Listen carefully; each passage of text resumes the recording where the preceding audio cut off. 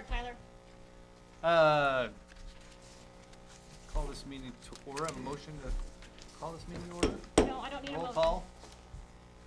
I need you to do an oath of office. Call the meeting to order. Yeah, we've got to get the call the meeting to order with the roll call.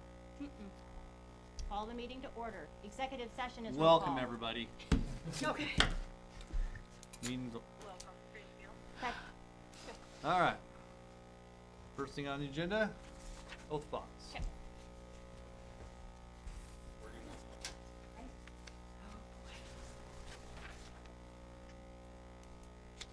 Please raise your right hand. Repeat after me. I, Andrew Addison, Zone 2. I, Andrew Addison, Zone 2, Do solemnly swear that I will support the Constitution of the United States, do solemnly swear that I will support the Constitution of the United States the Constitution of the State of Idaho, and the Constitution of the State of Idaho, and that I will faithfully discharge the duties of the trustees of the Mountain View School District and that I will faithfully discharge the duties of trustees of the Mountain View School District 244 and Grangeville School District 246 and Grangeville School District 246 according to the best of my ability. according to the best of my abilities. Let's sign this one. Okay. Go ahead and you can make a motion. Do we need B anymore? No, we will in just a hot second. Oh, wait, sorry, Let her B. go yet. Don't need yet. Okay, I'm ready. Welcome, everybody. Code of ethics next, really quick. Here you go. And then you probably make a motion to go in. We don't. Oh, he just needs to sign this, right? No, you all do because it's a one copy for everybody. Oh. Do it again, huh? Do it again. Please.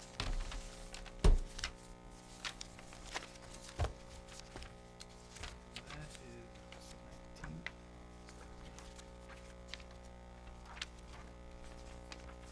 Go.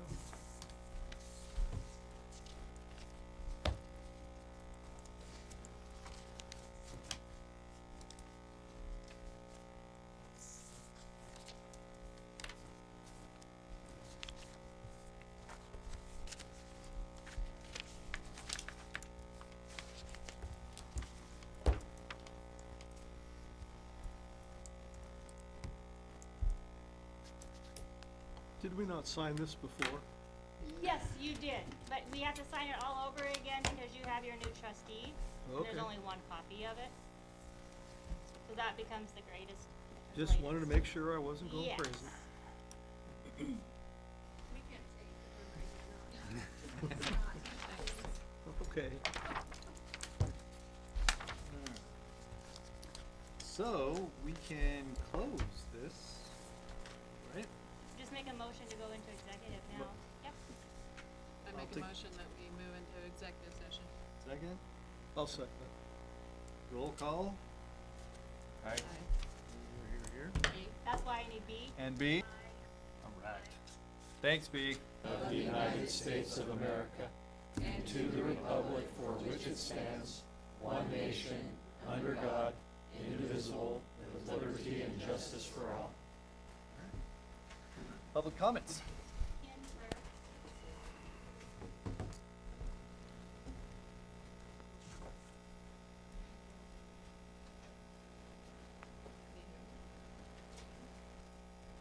In prayer.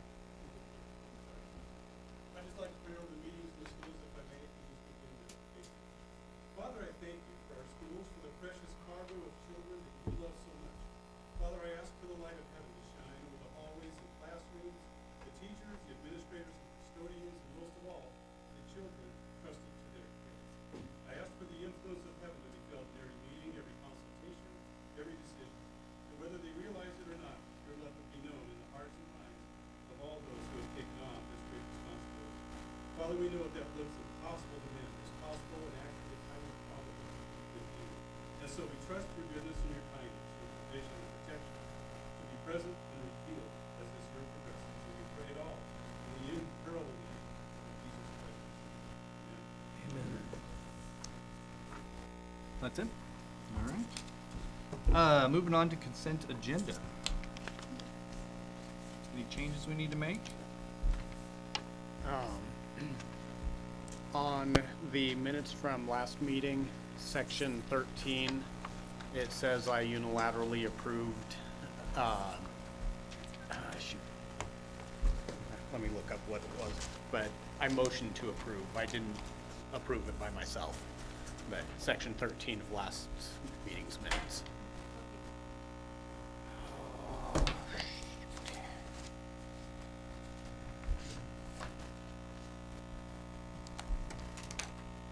Pull up the minutes from last meeting. I just had a note on there.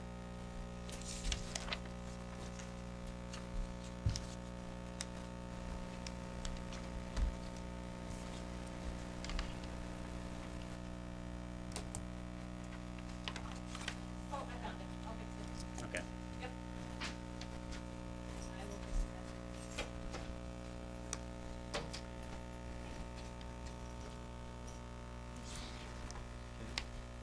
Do I have a motion to approve it with the corrections? I make a motion that we approve the consent agenda with the aforementioned corrections.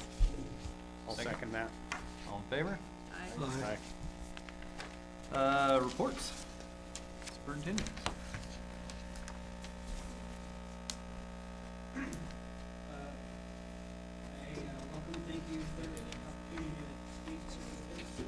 Thank you for the opportunity to speak. On behalf of Clearwater Valley School District and Mountain View School District, as my superintendent report, been meeting with Superintendent Bush over the deconsolidation plan. We've dove through that. It's on the agenda, so I'll discuss that a little bit later. Here at Clearwater Valley School District, we've been working on developing steering committees. We have a hiring committee for a business manager position, interview tomorrow. Calendar committee to set our next year's school calendar, and we are looking into making recommendations for an admin district office personnel staffing structure for the board. Down here, we've been managing multiple projects. Some of those are on the agenda tonight, and I'll discuss those a little bit deeper. And just to, 2 days ago, our septic pump out at the middle school building went down, so we're looking into getting those replaced, repairs quotes on what that looks like for our pump system there. As a recognition, I'd like to recognize a few individuals tonight for really assisting me, stepping it up, and helping me out as this transition's happened.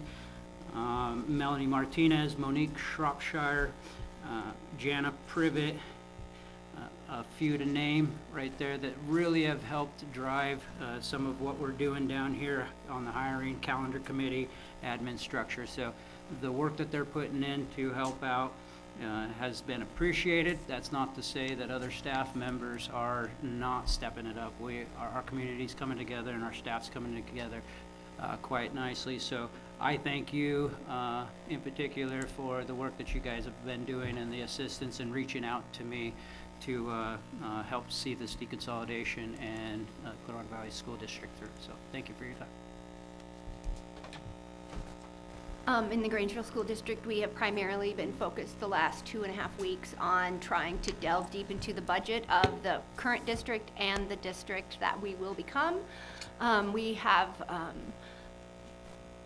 really spent a ton of time looking at every single expenditure. We've gone back 3 years and tried to find average expenses in every category. And when I go over my levy proposition later today, I will go into greater detail. In addition, we had a complaint about a set of library books in the library down at Jim's, so we met as a team in accordance with the policy, and that will be in your informational section, but we did choose to place some books on a back shelf. That parents' permission would be required to check those books out, but they are still available. We also have had steering committee meetings, and we are working on a calendar as well. I wanted to pass out to you the staff survey and the outcomes of that I got, so I'll do that. My big shout out is to, firstly, the office staff at GHS who cover me every time I go across the street to work on things for hours, and they have been outstanding. But Maybe the most helpful person has been Jordan Wassam, who has spent, I don't know how many hours she and I have spent together digging into the budget, but hours and hours just trying to understand how things have been done for the last several years, how we want to do it going forward. So much information.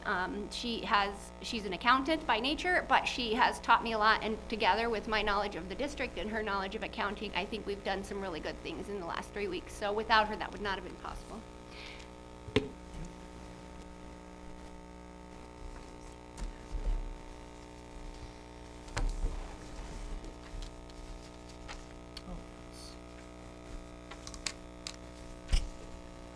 You gonna go over these, or this is just for our information? Thank you.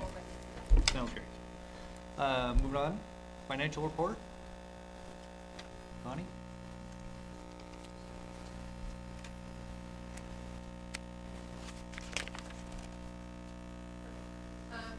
This is our funds report, and I just wanted to go over that 100 account, that's basically, that's our operating funds for the district.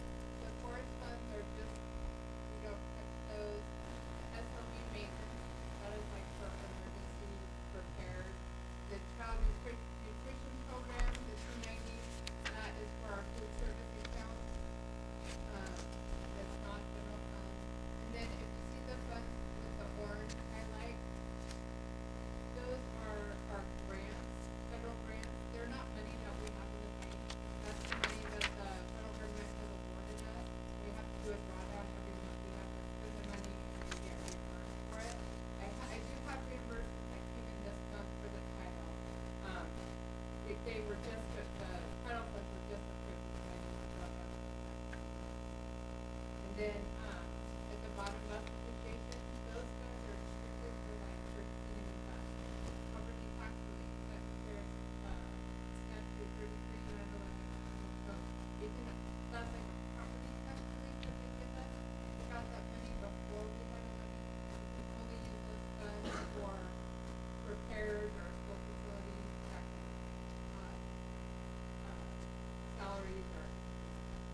And then the school modernization fund, again, those are for capital assets, like addition and roof. I just want to make that. Great. That's not just money we can spend.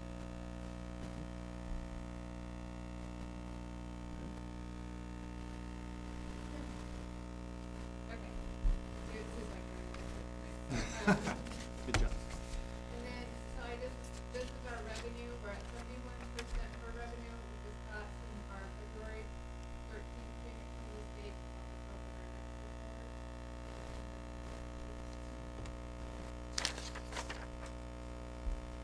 Okay.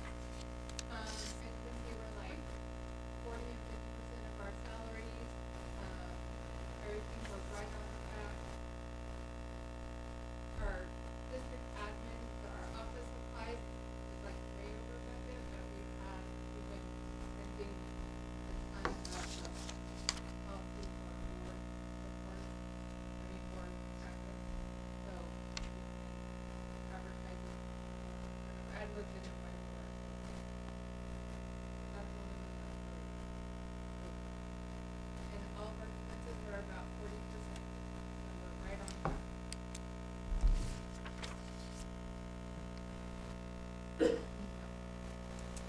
Any questions? Thank you. All right, moving on to business, deconsolidation. All right, thank you, Mr. Chairman. As I stated earlier in my comments, Mrs. Bush and I met February 13th, and we took the deconsolidation plan. We took a clean copy, and we went through and went line by line, word by word, and broke that down and discussed what that meant, where there were discrepancies or areas that were confusing, problematic, and we did what we call the tentative agreement on every page that we agreed upon or on the terms. So in doing so, we identified we are proposing amendments to the board due to inaccuracies or lack of information, what I would call faulty division processes and/or factors.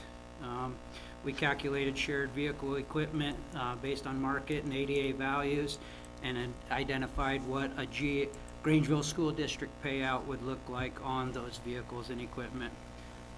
We plan to continue to review the document and go through district office and IT, information technology equipment, furniture and technology, on market and ADA values as a GSD payout. So I'm going to go through just a little bit here, and the areas that we, a lot of the deconsolidation plan, a fair amount is fairly straightforward, but with some problematic areas. So in terms of amendments, some of them are slight, but because it's an actual voted on document, we took it seriously, and so any area that was a discrepancy, we made revisions and initialed next to it, dated it. So on page 10, there's a spot 33-3015, talking about Mountain View School District does not have plant facility funds. We actually do have plant facility funds, and that is the student, the SOB funds that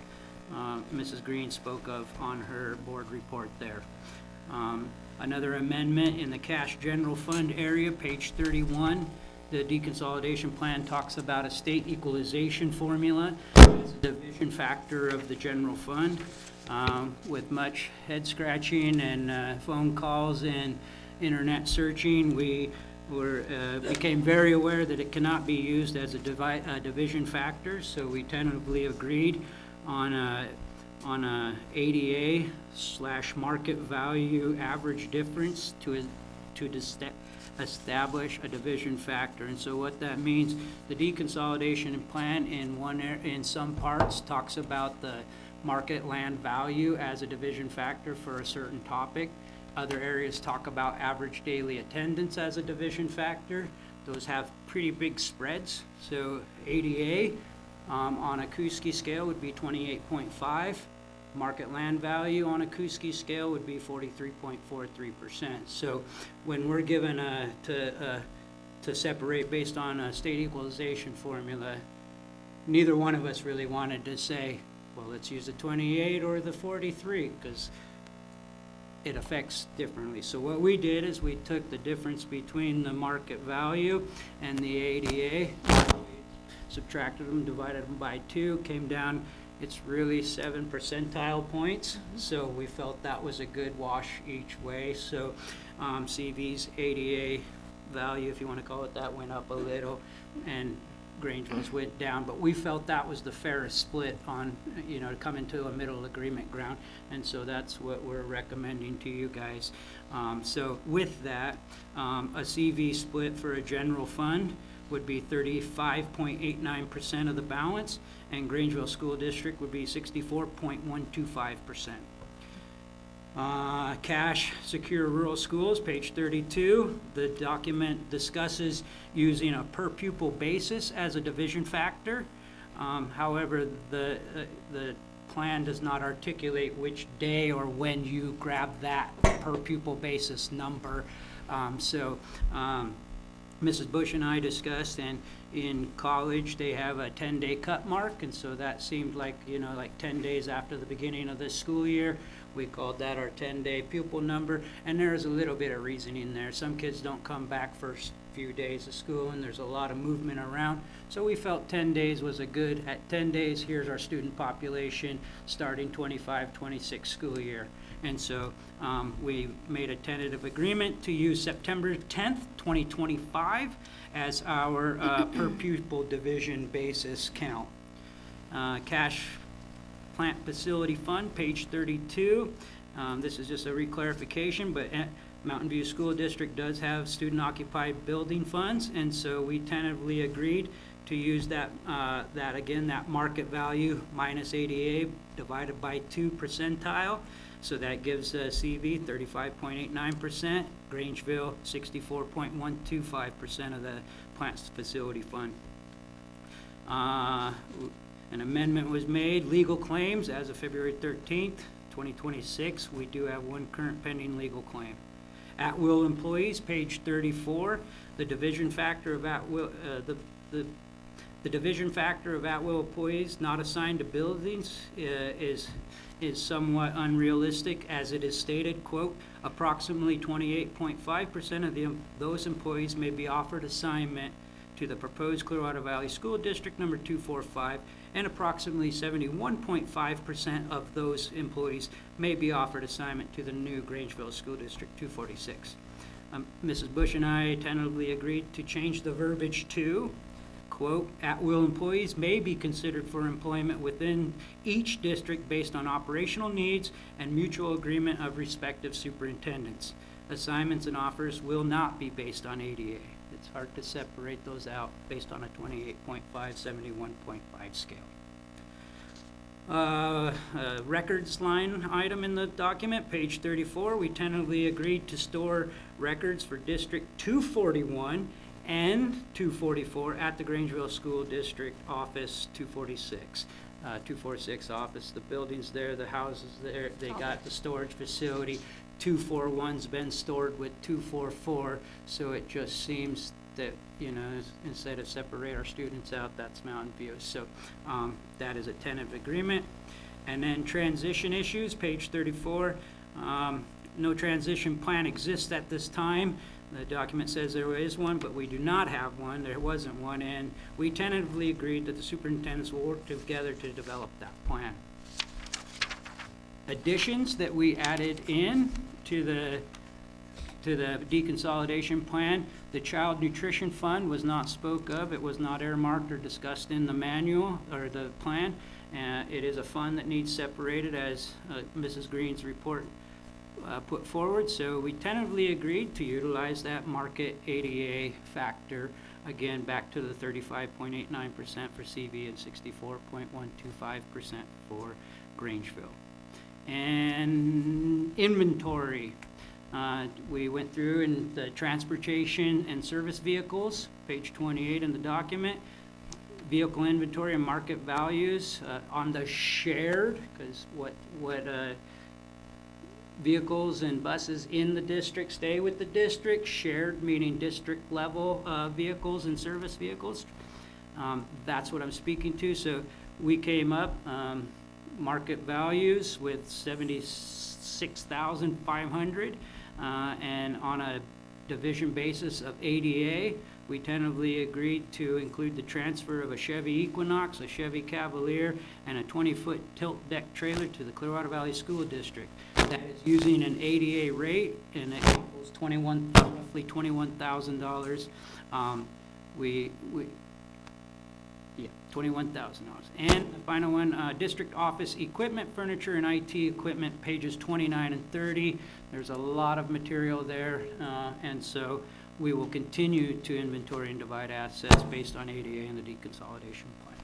In addition, we've asked the maintenance staff in both communities to go into the storage facility areas in our communities and look and see what we have and see if we need to divide it now or if we can continue to work on a basis with each other, where if I need 5 desks and he has 200 desks, he could give me 5 desks for a while. I don't think it needs to be that serious. We have a good working relationship, but we are getting pictures of all the materials in the different locations so that we can have a good discussion. In addition to that, we have hired a company that is coming down to do a thorough and official inventory of the district office so that we can divide those assets carefully.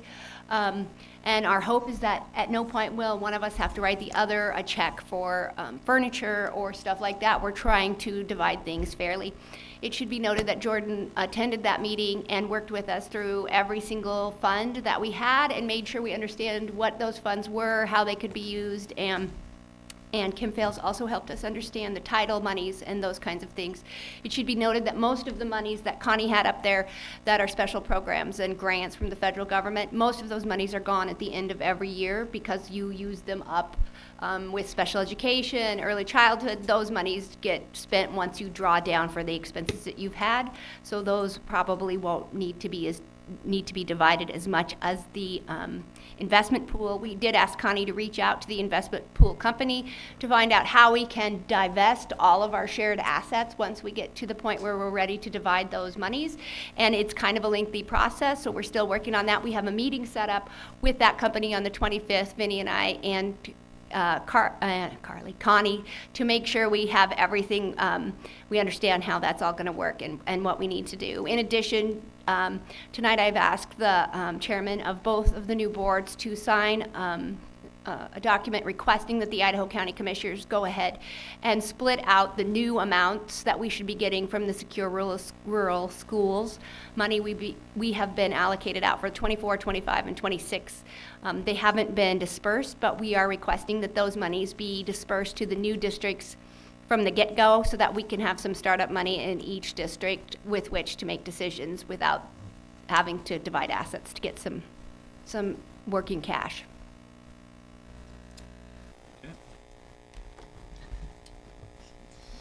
And those numbers again, just the ones that you're working by.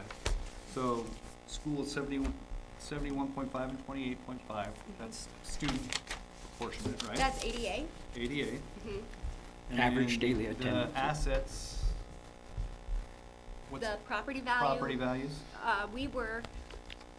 Did we look for the new? Kuski's 43.43, that one's grilled in my head, but Kuski's 43.43%, land market value, which brings Grangeville's land market value 56.57%.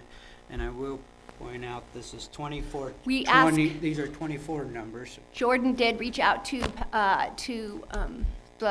who did you talk to? Kim Nuxell. Kim Nuxall, and we did get the more recent values, and so we'll apply those values. And the ones that you really can't, when you guys put your heads together, the 64 and 35. We took those two differences between those So percentages, combined. and we averaged them by 7 in each direction. And that's gonna be the main number that you use to separate, or just, Each item has a different number by which we divide. It's very, so you'll use all three of those? as we're different supposed to. Yes, great questions, because Yeah. you would think that it would be divided in some fashion like that, but secure rural schools is one way. Vehicles are another way, another one's a different way. So there's 3 real division factors that are in this plan. Yeah. And As the- long as you guys come to it. Yep, and the per pupil slightly benefits Grangeville more than ADA, so, I mean, we just tried our best to be fair. Yeah, great. Thanks for working that out. Good, thank you. Any questions, comments on that? Okay at this time. Set date, time, and place of regular board meetings. This is the proposal, 3rd Wednesday of each month. Does that work for everybody? So we're abandoning the Thursday. Yes. We have a superintendent in training going, and that has classes at that point in time. So we'll be down to superintendent if we do that. Are you okay with that? Or? Well, it just splits the week right in half. So if you're gonna be gone, it's difficult. I mean, if you have a couple of days you need to go do something, Monday and Tuesday, and then you have to be back Wednesday, or Wednesday, you gotta do Thursday and Friday. So Okay. I'd prefer toward the end of the week, but that's just my preference. Would like earlier, like a Tuesday work better for other people? Yeah, Tuesday would work. I prefer Wednesday, because there's a lot of kid activities on Tuesdays. Gotcha. But Any thoughts? It's my fault, so I take college courses in my superintendency, and they are 4 hours every Thursday night, and so I'm missing my 4-hour course this evening to be here, and so it's, yeah, I have to be at those. And I think to have both superintendents is a good asset. So I can this live is with only Wednesday. till June, so it's 4 times, and then we can go back we can revert to No. something else. Oh, we can actually. No. You guys can. Maybe. Or whatever, so.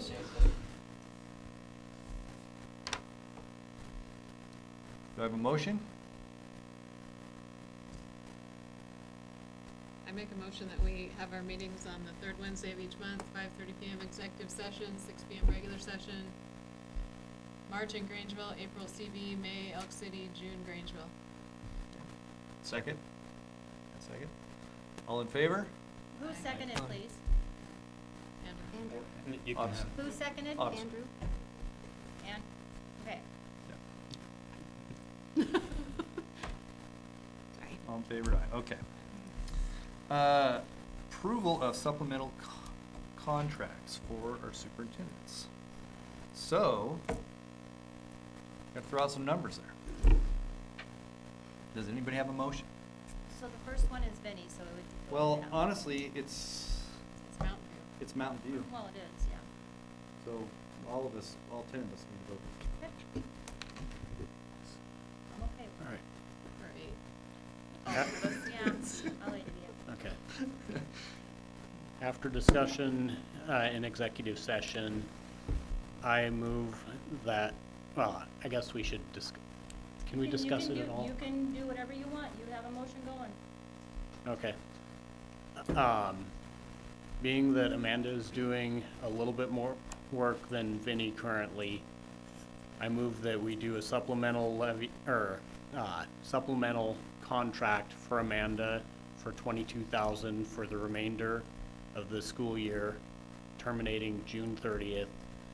Vinnie, Oh, 18. One at a time. Oh, okay. Sorry. Supplemental levy, or, supplemental contract for Amanda for $22,000 for the remainder of the school year. That's, we can only do one at a time? We Yeah, can't do you have both them of these? broke out separate, so do Amanda's and then do Vinnie's. Can we talk about, I'll second that. Yeah, we have discussion. Yeah, now you have your discussion. can we talk about what the proposal is for Vinnie before we vote on this? Or wait? Yeah, Your discussion now. We're in this discussion, let's talk about it. Yeah, so we had a long talk about this, and we kind of thought that total work-wise for the whole district, that Amanda is probably doing approximately 55% of the work, and Vinnie is doing 45% of the work. Some of it is due to proximity from Grangeville High School to district office. So we want to be fair, but we also want to make sure that we're paying you both for the work that you're doing. Any other comments? I think,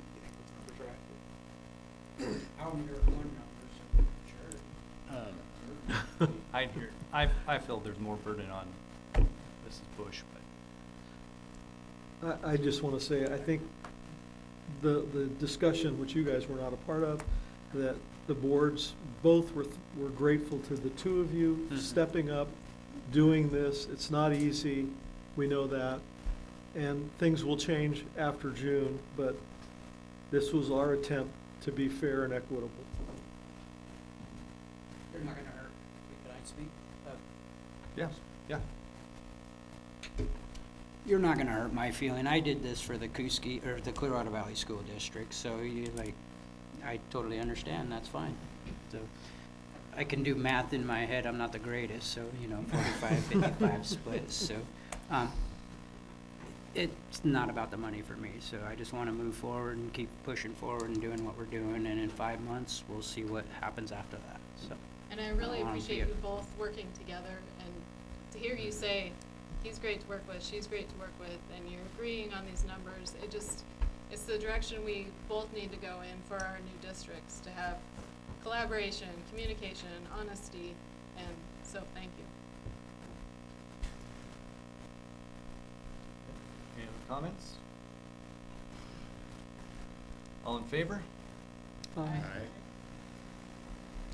Any opposed?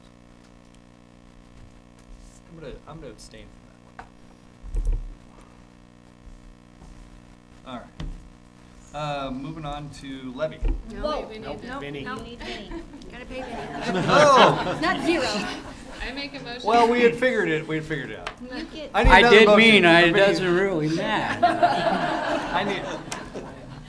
I need All good.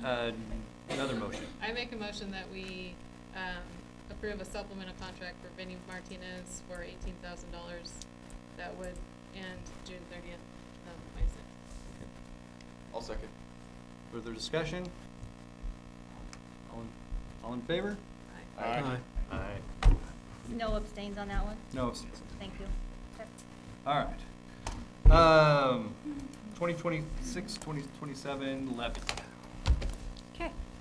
Mr. Stevens, I've done quite a bit of calculating on the budget, how much money I believe we will be bringing in, how much money we will need, and what we will need it for. So I'll kind of go through first what our proposal is, and then I will answer any questions that anyone has about how I came to these numbers, mostly Jordan. So we'll go with her. She'll be part of it. I mean, it's been quite a bit of time, a lot of time. Kim has helped a ton seeking out information. We've been on the phone with the Idaho commissioners. We've been on the phone with the courthouse. We've been on the phone with the State Department. We have been on the phone with lots of people to make sure we have these numbers correct. And so we'll just go through the numbers and we'll talk it through as we go. So as we look at the future years, next year we anticipate having 479 students at GEMS and 264 students at GHS. The number we're graduating is approximately the same as the number coming in from kindergarten, so we don't see that being a big change. Right now, looking at our numbers, we will have 48 certified staff, 40.5 non-certified staff, and just for clarification, those are paraprofessionals, secretaries, custodial staff, maintenance folks, all of those kinds of people are what we're talking about there. I guess we don't have, what did you say it was, 55? We have 2.55 administrators in our district, and that's probably what we're going to receive state funding for, and we'll go more into detail about that. The state reimbursement rate for an administrator is less than $60,000, so if we get 2.5 people's worth of funding for that, then that will be about $150,000, which is less than we currently pay to administrators now. So that's just something to keep in mind when we move forward with how you want to set up your administrators, the organization of your school district. Why we need a levy. So as we go through this, there are several things that are causing us to be over what we get in allocation from the State Department of Education and from IDEA and from other federal program grants that we are able to receive. The first is transportation cost, primarily associated with our sports. Sports miles are bad miles. We do not get reimbursed for those miles. And last year we had $298,000 worth of bad miles in sports and and extracurriculars. So that's a lot of money. So when we put on the levy last time, that sports cost us, I believe, and I brought it,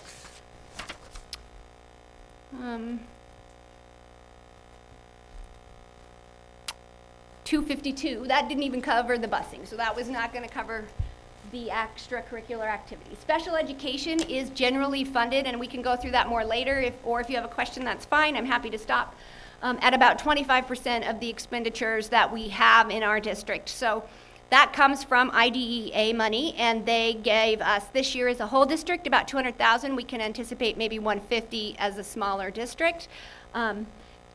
Special education students do not garner more money from the State Department of Education than a regular student. We anticipate being over by about $900,000 on what we get from the State Department of Education in the education of special education students. I should note that that includes us moving from an in-person SLP to possibly 2 online SLPs due to the number of students that she served in our district for the last 32 years. So, yay, Michelle Toston. She's an amazing lady. Finally, I guess that covers it. Great, good. You'll give it to me? You know I'm just going to screw that up. Okay. Which is down? The projector's over here. No, Michael. Oh. Oh, here's the next thing.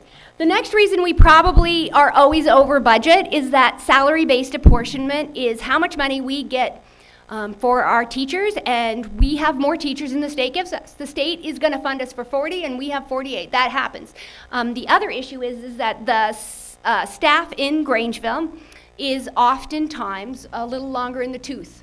We are older, and so we are a little higher up on the salary schedule. That means we have lots of people that are making more than the average that the State Department gives us. So that costs us a little bit more. I would like us to keep all-day kindergarten because I think it's important for getting kids to where they need to be, but also we don't get funded our literacy dollars based on how many kids are below grade level. We get our funding for literacy dollars based on how many kids are at grade level. So we don't do ourselves any favors by undereducating them as kindergartners and then trying to catch them up later on. I believe we might have some discipline things that we could work on at gyms, and that is one of the issues I'd like to address with this levy, is finding some extra support and figuring out what is going on so we can better help our students, because at this point, sometimes behavior is impacting our ability to educate, and that is not how we want it to be. And finally, I think we should have a dedicated librarian if possible, because that is how we get kids in to read books. And so that would be something I'd like. At the high school level, that looks like having a dedicated person to do IDLA.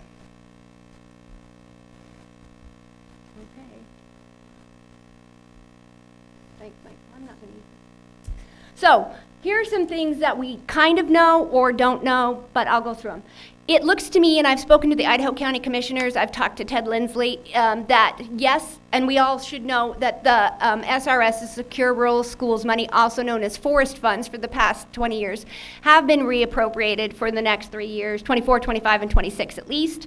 When I look at a couple things, they said they gave us 10% of our total payout for 2024, so that was about $90,000. I was able to do math, or Jordan was, and we got to where we believe we will receive in the Grangeville district, after we divide it by the numbers that are in there, $600,000 for the 2024 year and around $500,000 for the 2025 year. That's my anticipation. 2026 is still out a ways, but those are the two amounts that will happen before the end of June.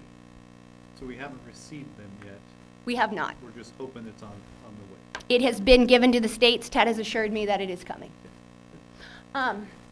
The property tax relief fund, we don't know exactly how much, but if you will just roll your brain back like a rewind to Connie's explanation, she showed us having $494,000 in that account, which would be split.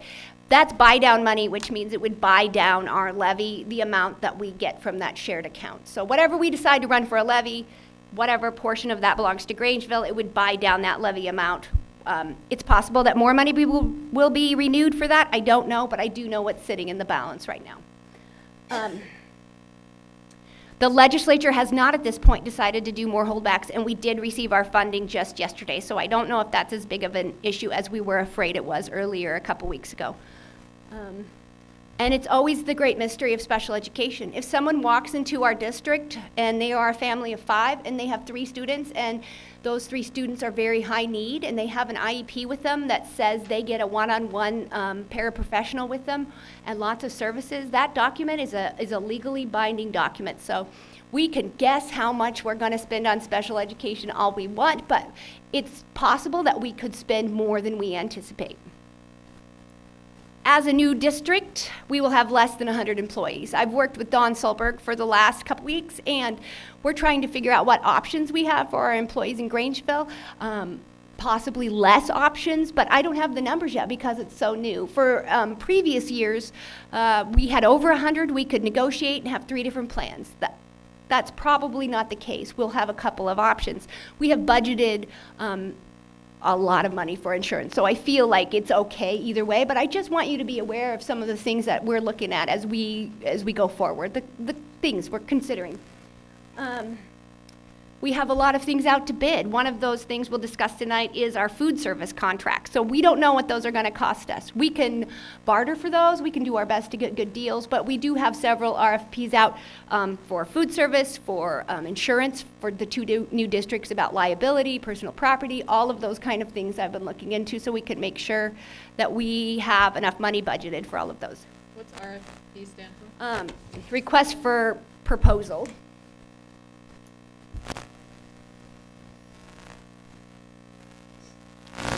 This is the levy that I would like to suggest to the Grangeville School Board.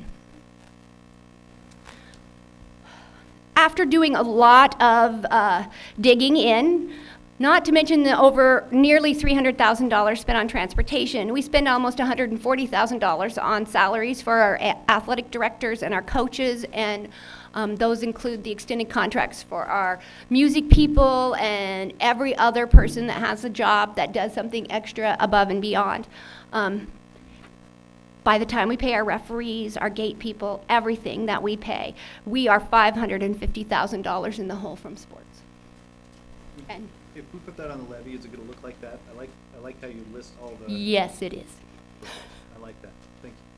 So I put it like that so people know what it is we're talking about. We're talking about varsity blues nighttime. I'm not saying they wouldn't have a class. I'm saying they would not have the resources to travel and do all the fun things that they would want to do. I'm talking about pep band. I'm talking about all of our sports, our FFA, all of those classes and after-school events that really make special high school experiences and junior high. This is both. This is the programs in both levels. The next thing I would like to recommend is that we purchase 2 vans. I know it's an out-of-pocket expense, at least initially, but I believe that it will turn the world around for our district once we have a couple of vans. Right now, every time we make a trip that is over 15 and a half hours long, we have to take 2 drivers because that is the law. Those drivers then sit on wait time. They're standby drivers, or they drive and wait and watch games all day for 8 hours. And I love our drivers. We never have enough of them, and they are great folks. But when you're getting paid $25 to read a book in the bus waiting for the game to go, or watching the game, because some of them come in and are great folks that way, it is costing us a great deal of money to be using buses for small teams on short trips. So I believe if we were able to buy 2 vans at least, I know that the boosters are willing to help us lease maybe a third, we could really cut our athletic costs for the next couple years and really make a change in what we're spending our extra money on, because obviously there's other things we could spend money on. So for this year, I recommend we purchase 2 buses. The next thing that I'd like us to have is fully staffed libraries.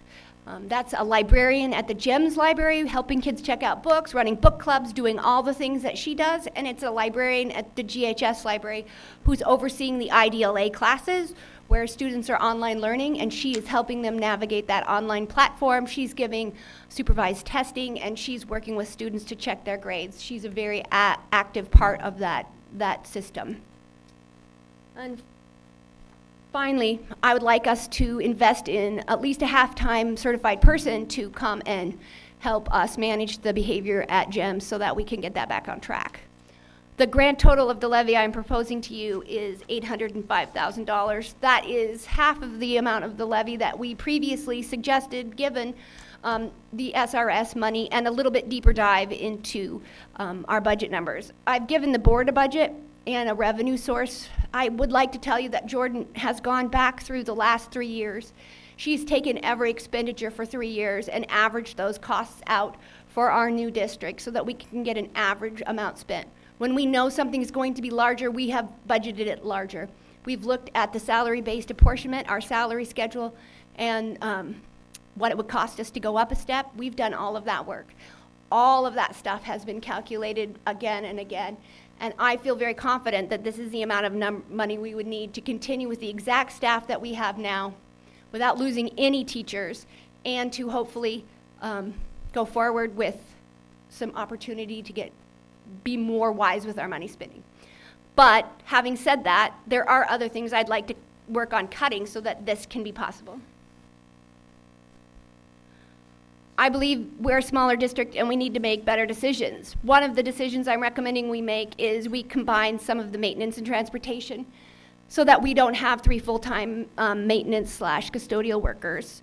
I've spoken to one of our custodial workers, and he is happy to take on a bus route to help supplement his income so that we don't have as many people working. So restructuring that kind of system.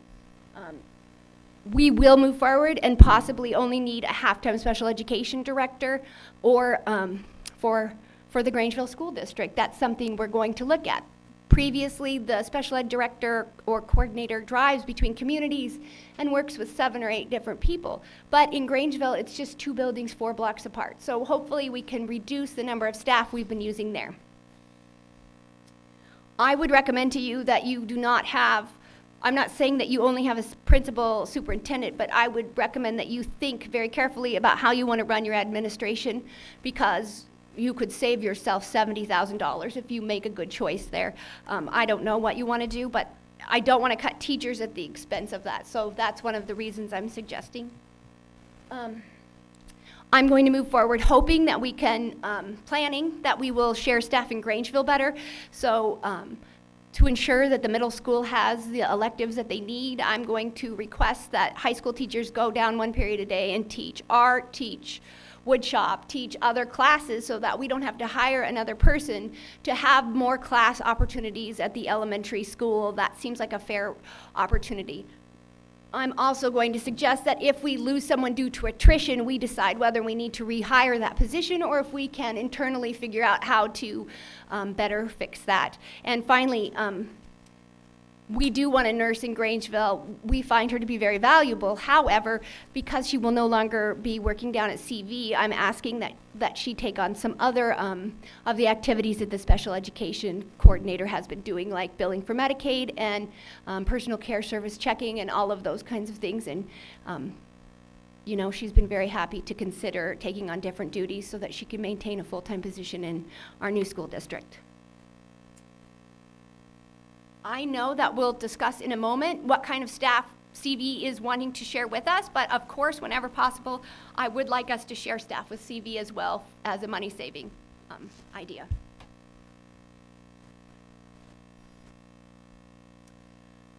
And I don't know if we need to go over this again, but I do believe that Vinny and I are working very carefully and that we have each other's best interest in heart, and so that the deconsolidation will go forward fairly and with good intent for both districts, and so I do want to say that. I also know that Michael is looking at some rather expensive technological upgrades for our internet, and we'll go over that next month, but that is an unknown. I believe that we'll be able to get some grants and some E-rates, so it won't be hugely impactful, but for both districts, we'll have to discuss that.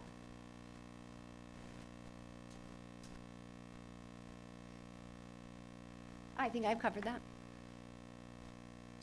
So this is what will cost the taxpayer, and I'd just like us to take a moment to take a look. With an $805,000 levy, it will cost the taxpayer $46.99 per 100,000 of taxable income, which our previous levy charged us $181,000 per 100,000 of taxable income. Oh, dollars, yes, per 100,000, sorry. And that does not include the property tax rebate, right? No, it does not. Right, okay, that's important.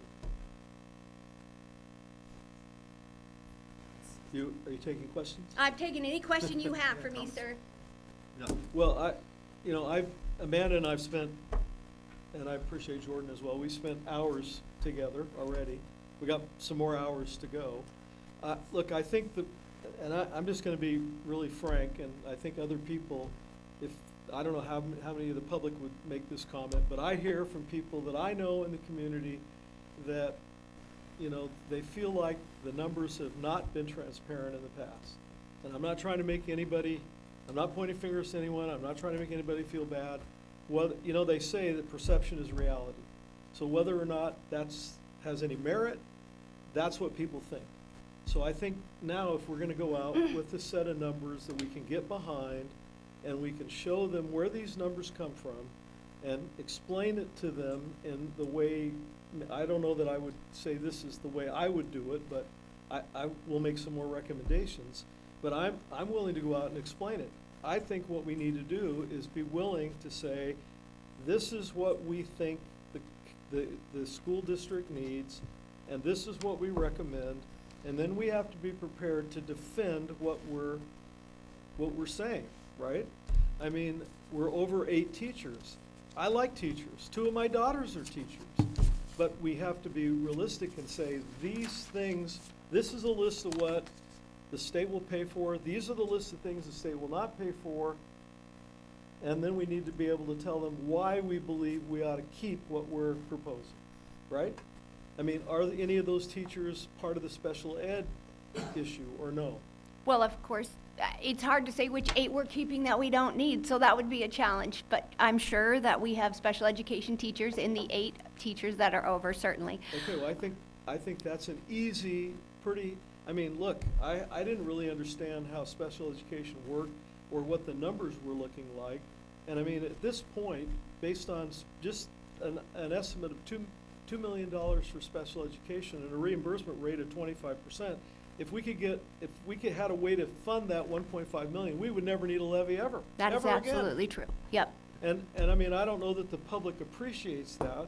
And I would love to cut anything we could to be more efficient, but I don't want to cut out education for the kids either.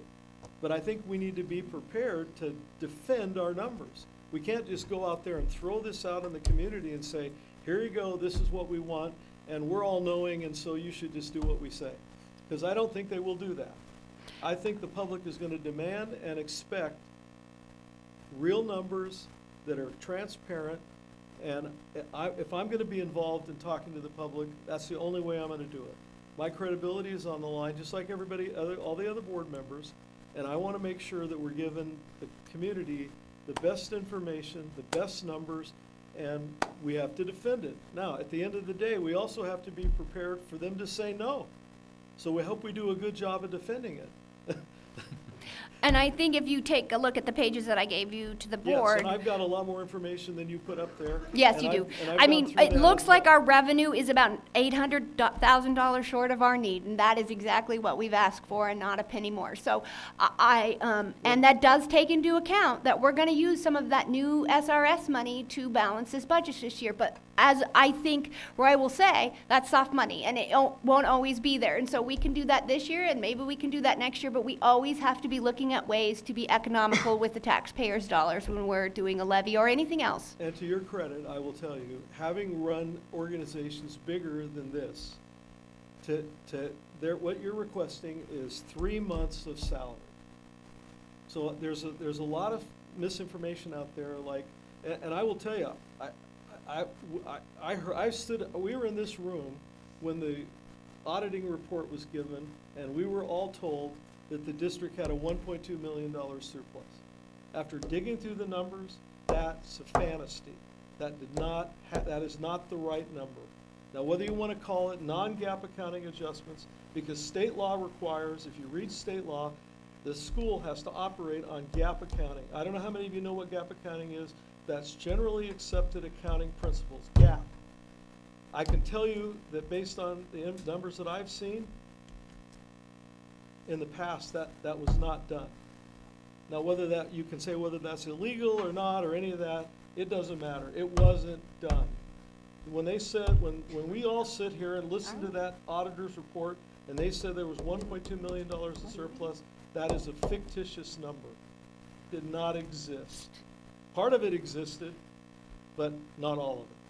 So I commend Amanda for going back and really doing all the hard work to figure this out. And what she's asking for is to operate the district on 3 months of payroll. So if we have an unforeseen problem or an unforeseen mess, that is eminently defensible and reasonable. And I will tell you, as the CEO of a major company, I wouldn't run my company with 3 months of payroll. And I think what Roy is referring to is the SRS money that we will divide with CV. We anticipate having that $2.1 million remain in an SRS fund to cover our 90 or 120-day expenditures, which is what we are asked to do by the auditor and by the State Department of Education. Right. So we will have money, but we have to keep that money. And I support that. Yeah. But I think there's an opinion in the public that the school district had $1.2 million. And that's what was reported, and that's what the auditor said, and we've got it on tape, but I'm telling you that isn't a fictitious number.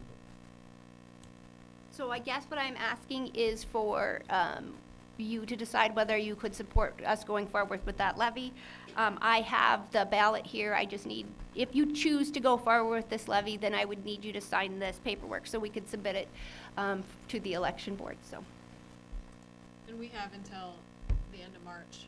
No, March 13th. this is our last meeting Like, before, we so have that's to why we're make doing this decisions now. tonight. So we, Yeah.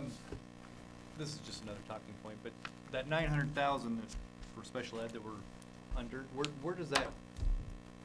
We're using our general fund dollars from the state. We're using every discretionary dollar that should be used. SRS included, not SRS. No.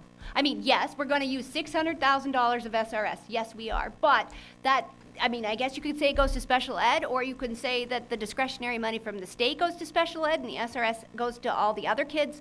It's all a wash in what we need to purchase Just for a money, school. yeah. We will use every dollar we get from the State Department. We will use every dollar we get from IDEA. And we will use at least $600,000 of our SRS new money. We do not plan to touch that money that we leave in that account so that we can run if something goes wrong. Yeah, and at one time, we had depleted those funds. We had. And that was our problem. We were Yeah. running on. And I will just say, I think this is eminently reasonable. What I'm concerned about is if in the future we don't get the funding sources and we're still got, you know, a large balance that we're expecting the patrons to pay for, I see that in a year or two as an issue. And again, as a board member, and I've been on other boards, the board's job is to do strategic planning. Look out over the horizon and see what issues may be, and I see that as an issue. I don't want to deal with it now, we can't deal with it now. Well, I but think we need to can. We need to be aware of that. We will continue to make cuts when cuts are appropriate. We are looking at vans to save hundreds of thousands of dollars from sports. We will continue to look for in-person providers, which are less expensive.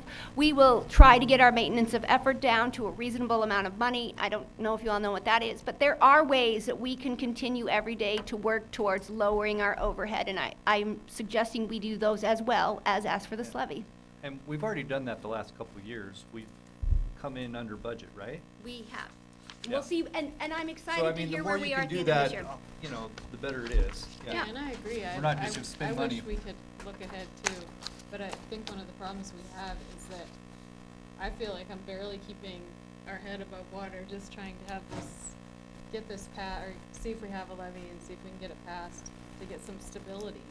And then maybe once we have some stability, we can start looking a little bit. I think it's important to note that the State Department of Education wants the local percentage that we are supposed to come up with to be 30% of our budget. That is what the model in Idaho is. They are funding 75 to 80% of our budget. They are not supposed to fund the entire budget according to them. We can decide what we According to them. want.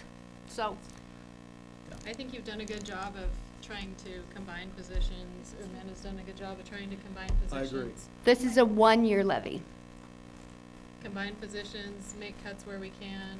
I mean, the $805,000 is, or half of what we wanted to look Yeah. at before, and that should speak volumes to the community. These And are the I'll- levy I amounts believe since that it would. 1999. That's combined, right? Yeah. That's combined, so It's a it's kind of a combined. different. But I'm saying, Yeah. pretty good. Yeah. I think it's pretty good. I've done a lot of things here. I think that's pretty Pretty good, good. so. And, think we and have really, to- this is just to maintain at this point in time. We're still just treading water with this budget. But that's fine. But I want We're stability. operating the school, we're providing the programs, Yeah. and if I hear Amanda correctly, she's telling me that this is gonna provide a good quality education for the students and for the patrons. I mean, It's look, great. we can't ignore any of the constituencies. No. We have to, whether we like it or not, we have the taxpayers, we have to. Yep. So, do I have a motion? I make a motion that we run on a one-year supplemental levy for $805,000. I'll Is there a second it. Any further discussion? All in favor? Aye. Aye. All right, thanks for putting that together. Mhm. All right, staffing, Mountain View District.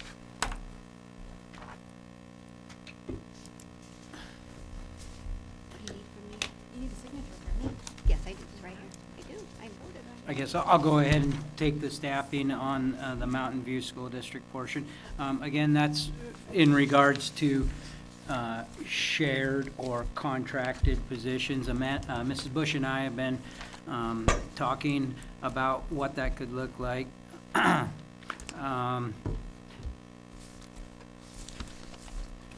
And roles, duties that could be borrowed, not borrowed, but shared, contracted out between the two districts. I know, living in this community here, I get both sides of the fence. One says we deconsolidated for a reason, the other side says that we need to share contract with employees. So I think really we're at a point with Mrs. Bush and I, it's hard to make recommendations if we don't know what the board's intent or the board's direction wants to be. We can discuss all day long, but if that's not the direction of either one, then I actually feel like my board is willing to let me make that decision, so I think that's yours. I think I can say what we're gonna do probably. so I'm looking for you guys. Do you guys want to allow Amanda and I to continue to develop conversation and potential contracted? The shared is a little bit a tricky word when we say contracted. In terms of a full-time employees, one district really needs to employ that individual if they're going to be working full-time for the benefit package, the salary, Percy and all that kind of stuff. So one school district would have the employee per se, and the other school district would contract those services based on an MOU or a contracted agreement, what that would look like, if that's the direction that the CV school district would want to take. The typical way we would do that is we would look at that person's salary and their trailing benefits. We would establish what an hourly or a daily rate would be, and then as someone actually worked, we would keep track of those hours in the other district and bill the district that was not the primary contract holder, so that we could do that equitably. And, question? Just a quick comment on that. For the Clearwater Valley District, not only should we be looking at Grangeville for possible staffing coverages to contract, but we also have Kamei 7 miles away. We might be able to contract with them also. Grangeville might be able to contract with Cottonwood. We don't just have to look at each other for these options. I think we should cast a wider net and see what options are available. Just my 2 cents on that. Thank you for that, Trustee Teets. I have no problem looking around. I have made some preliminary calls just to see what's out there. There are individuals that do 2, 3, and 4 districts and stuff. So the opportunity exists. My recommendation to the board would be there are some key positions at that district office, especially, that their knowledge and their institutional history, and Trustee Lane brought up a great word that I use all the time, stability. We need stability year one, coming out of the chutes. And so my recommendation to the board is to utilize some of the assets or the assets that we have, the resources, the individuals, the employees, and contract to get stability. Some of those employees could, their services could be used as cross-training for others. And so what could be a year one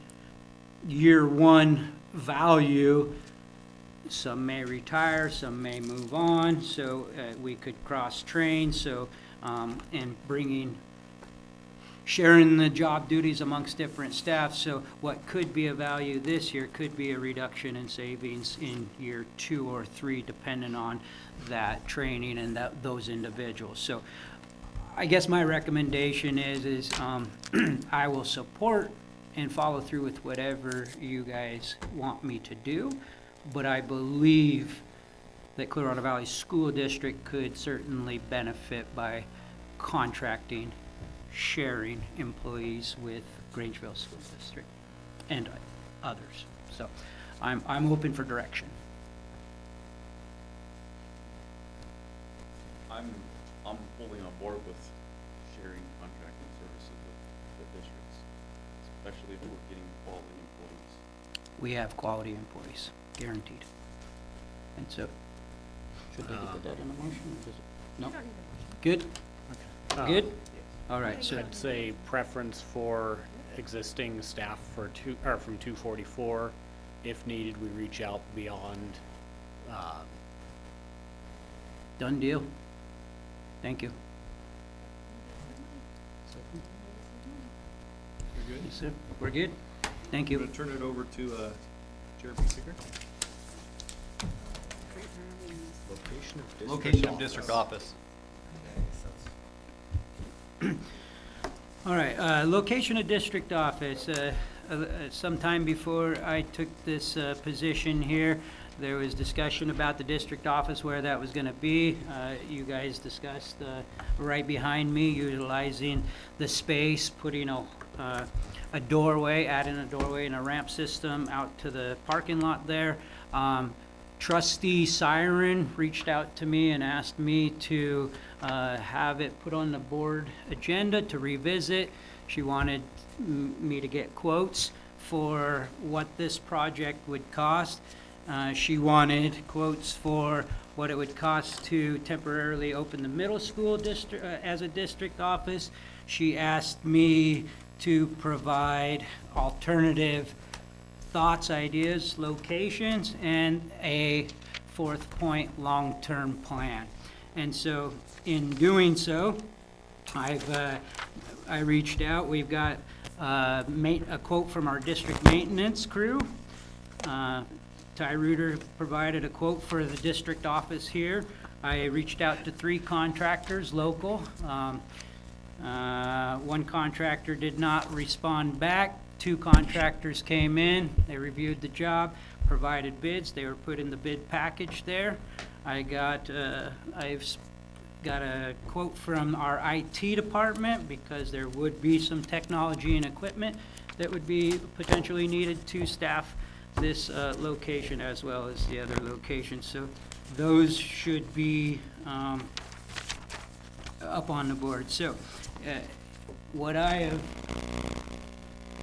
so as you look through the quotes there that were provided in their values, I came up with a Plan A, and that was quotes Plan A from Trustee Siren to remodel the library. I can't see what you guys are looking at. To remodel the library, you had some quotes come in. I don't know if you want me to tell you the values, but our maintenance district office came in $6,636.06 for the work, all things completed. Central Idaho Construction, $10,500. Roy Construction, $22,750. IT quote came in $1,884.79, and that completes a remodel quote there. So that is Plan A. Plan B consists of middle school office. Again, requested quotes from the district office. There was no physical remodel necessary, so no quote from them. IT provided a quote there. It is $699 more than the district office in the library, and that is because that copy machine right there exists. So over there, they would need a copy machine, printer, fax, scanner, system. And so that value is $699 more. And from our maintenance, HAVAC, I should say, heating and air conditioning, Mr. Catola provided me a quote of $5,005.65 for a AC unit that would, would need to be replaced, fixed, repaired at the middle school office. Plan C is that, what else could you do? So, in visiting at our shop presentation, I had some individuals. There are temporary portable office trailers. So those of you who don't know, just between here and the middle school, there's a little piece of grass. There used to be a house on that. It's plumbed for sewer, electricity, water, and everything. So you could put a temporary trailer there.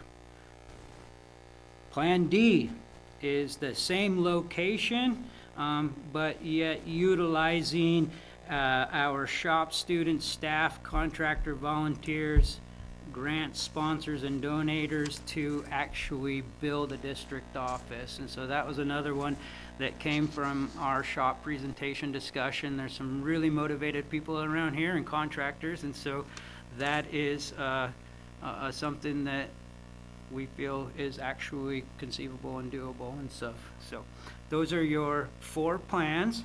As a superintendent recommendation, my recommendation is to go with Plan D. And so and I say that because a district office in here, put safety, security, bathroom. We want to keep our kids safe, so it doesn't really make sense to me here.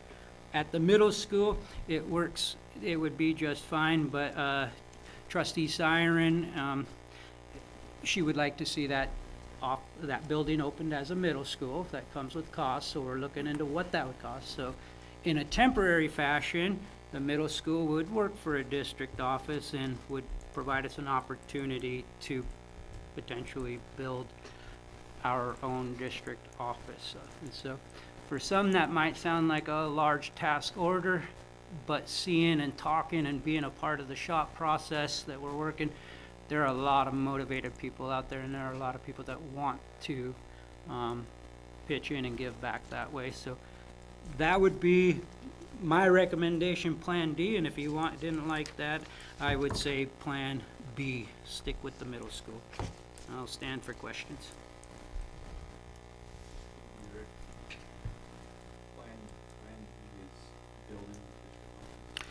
Utilizing the middle school office temporarily, and then building a small structure right on that grass out there, utilizing our shop classes. We got a couple of teachers that are wanting to pitch in. We've got contractors. It would just be a potential funding, and I think we have some partnerships out there that could make it happen. Do you have any idea of the costs on starting the middle school? Like electricity? We don't, no, I don't have the hard costs on that quite yet. That's been a little while, so no. That would be an added cost, so for sure.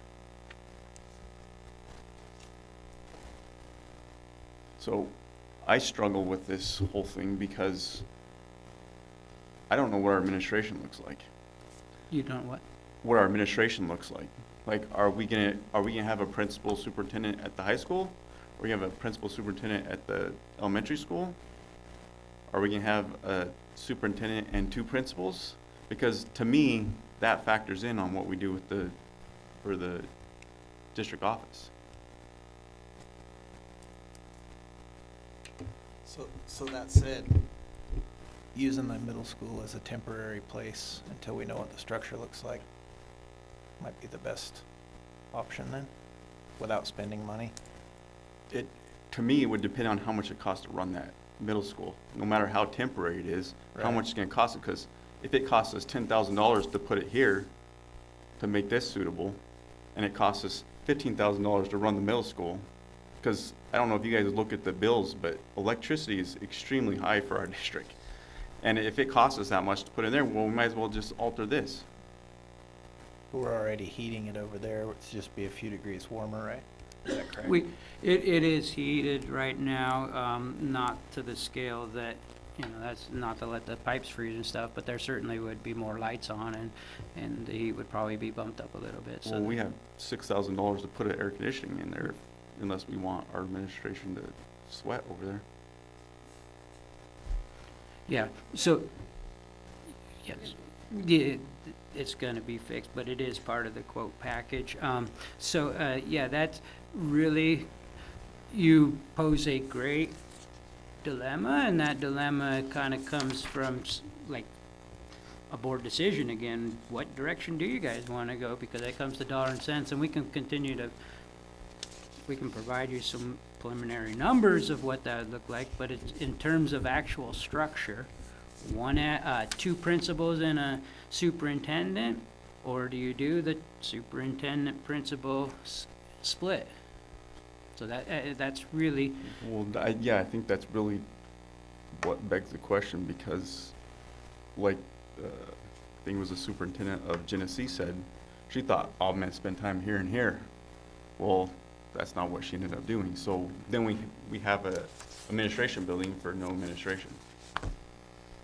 So I'm all for the temporary idea, but I wanna know, is a temporary gonna be more than something that we can invest with a structure already here that's gonna be cheaper? sure. Yep. So, as a point of clarification,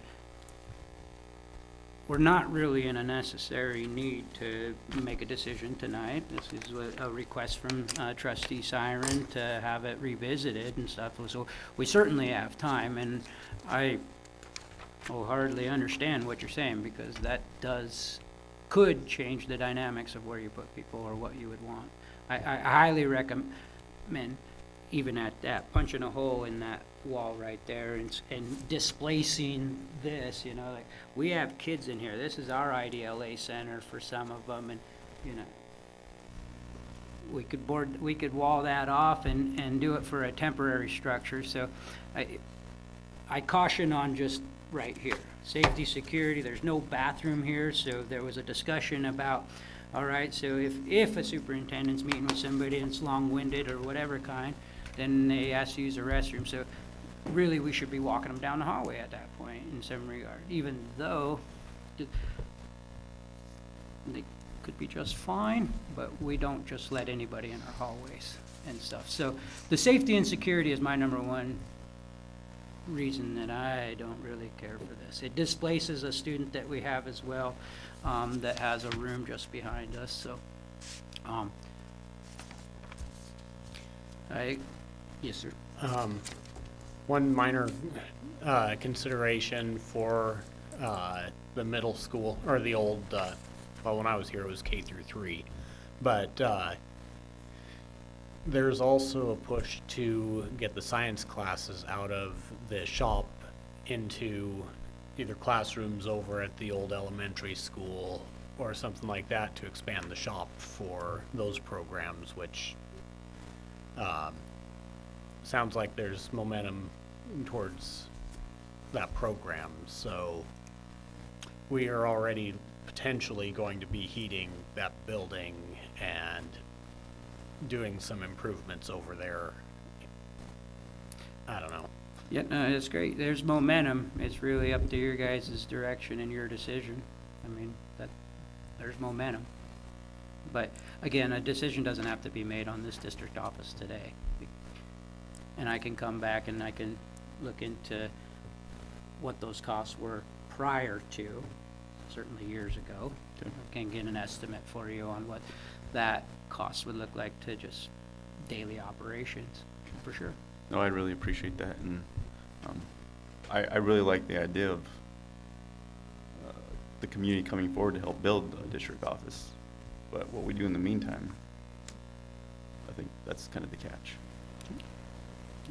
And in the end, if we do end up using the elementary school, are we just building, or gonna have an extra building, extra space to heat, extra space to worry about the plumbing if we do build that? all of a sudden we have another structure to worry about. So we have another building's maintenance costs, which, not to mention, I don't know what building codes there would be for a district office for security.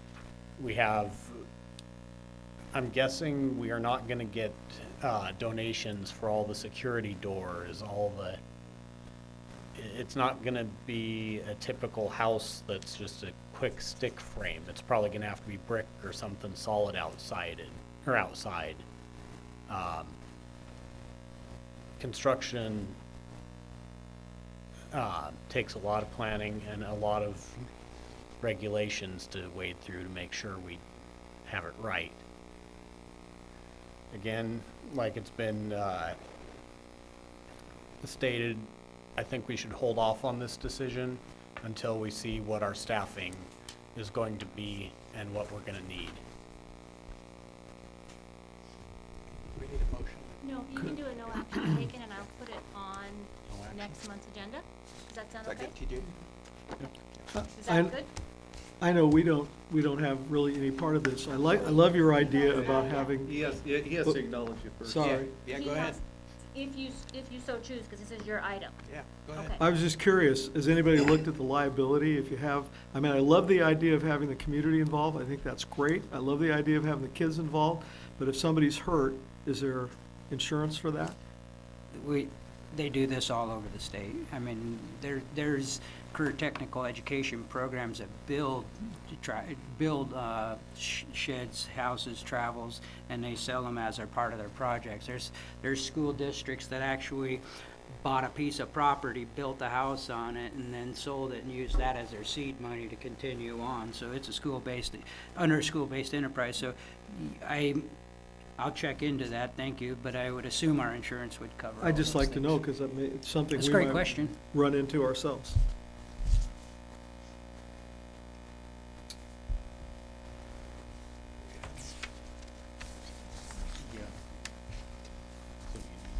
No. Good on that one? Yeah. So we would be Yeah, at but it's your next agenda item. next item, we got, Chairman, Oh, transformer replacement. yes, sir. The transformer replacement, so, you guys approved our transformer project already. Mr. Catola and, Coupe have been working with Avista. Avista came back and, is Mr. Catola in here, Rick? Okay, so I just didn't want to misquote one little spot there, but, so in going forward and trying to set a date, we are scheduled for a June transformer replacement. We'll lose power here.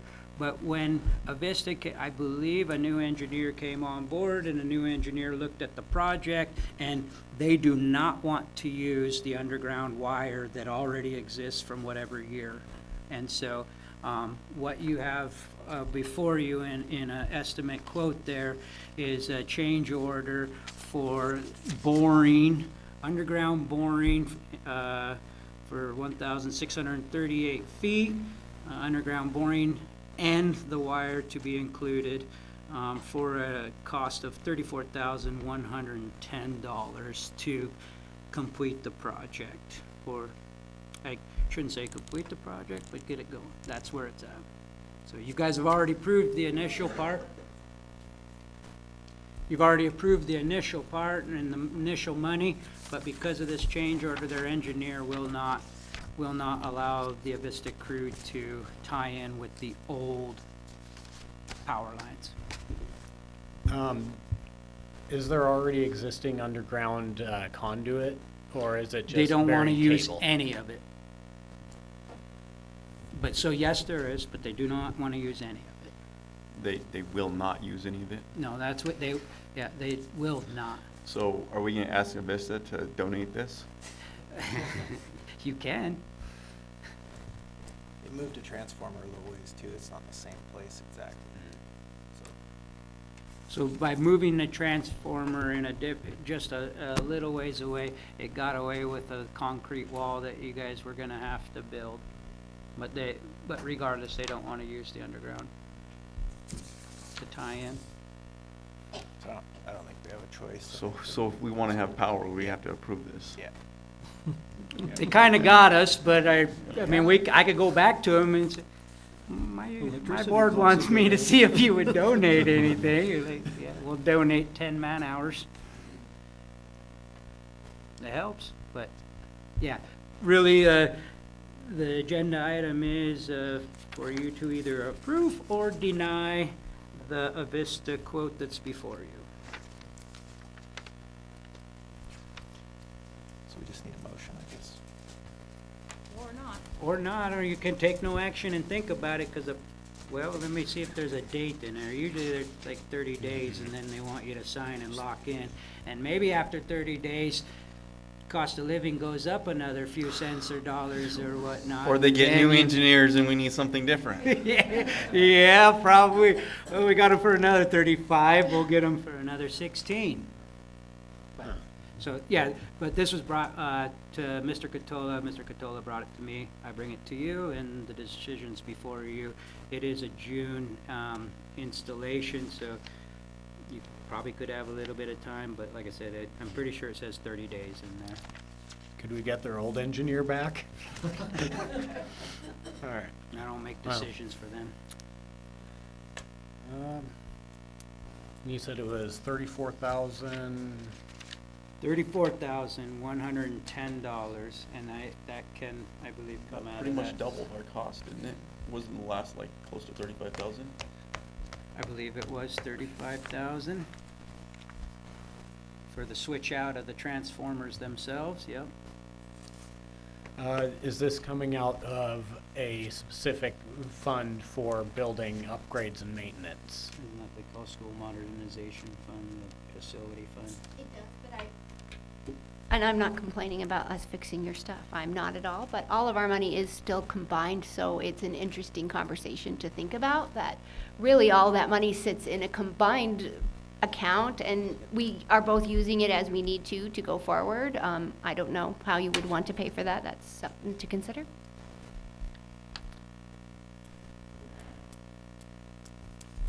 This is the same project we did in Grangeville. Yeah, I don't have a problem with it. I'm just saying. I don't think we have a choice. I move that we approve Wait, the I think we can do it $34,110 additional upgrade cost to Avista. Yeah. All in favor? Aye. And I think for clarification, it has to come out of the SOB funds, not the modernization. That has to be about the buildings themselves, but there is money in that account as well, so that's fine. Thank you, even though I know you didn't really want to do that.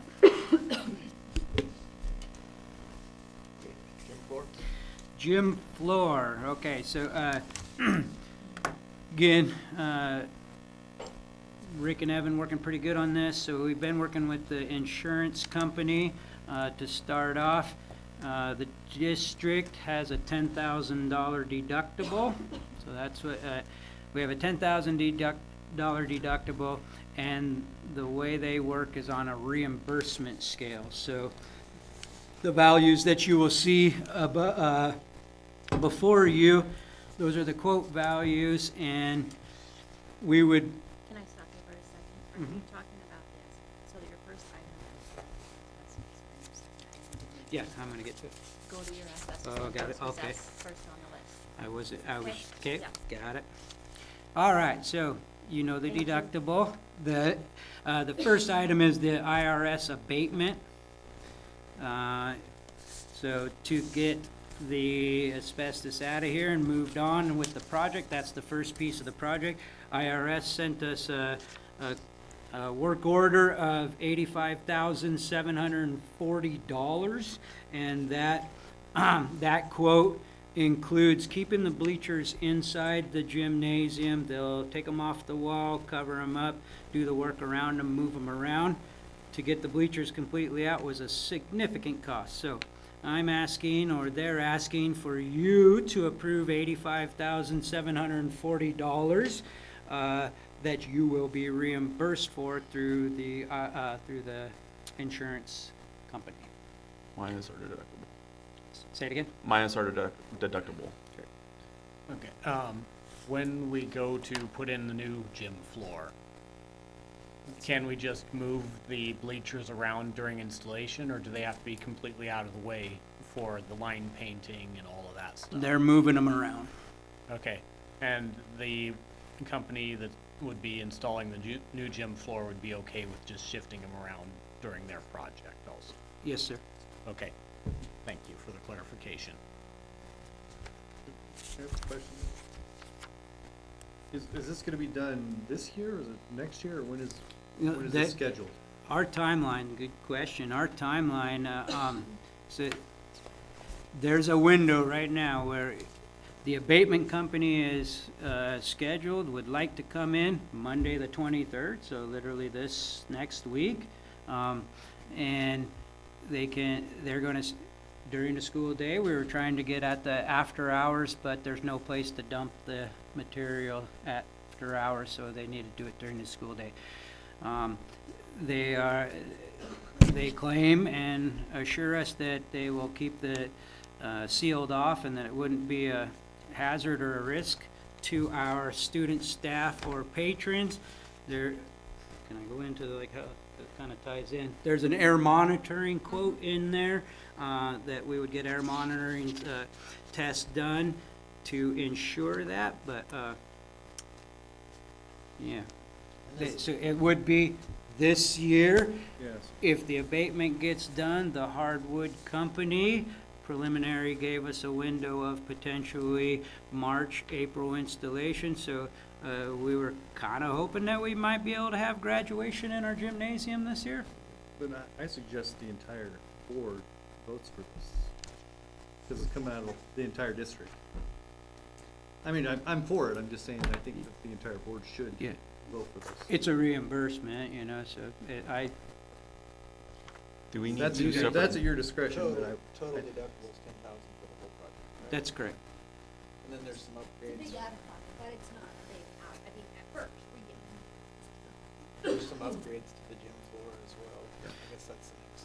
Yeah, so can I Yeah, continue? your first part is, so you probably need a motion for that first part, and then go to your next part for your new gym floor. I move that we approve the asbestos containing gym floor removal contract. I'll second it. All in favor? Aye. Aye. So do you guys Aye. need to, I think we should have them vote also. you're okay with that? okay, so, Aye. okay, everybody okay? Okay, perfect. Thank you. The next item on the gym floor, sorry? Did you second? Yes, I did. Next item on the gym, can I go in? Yeah. Is Northern Hardwood Company provided you a quote. You'll notice two different numbers on there, that $274,914.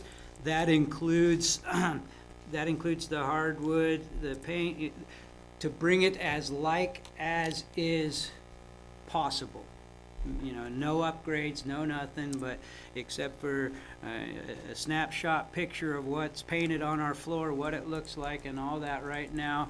That's been converted and would be applied at that valued rate of $274,914. Just below that, you'll see, and that's for the Focus system. I'd like to, the hardwood system is called the Focus system, $274,914. They gave it, there was some requests to what would the next upgraded model be for help with player shin splints, different medical issues that kids get, people get on the floor. So they provided a quote for the VIP2 system for a total price of $288,017. I did my math somewhere, it's a little over $13,000 in upgrade for that upgrade.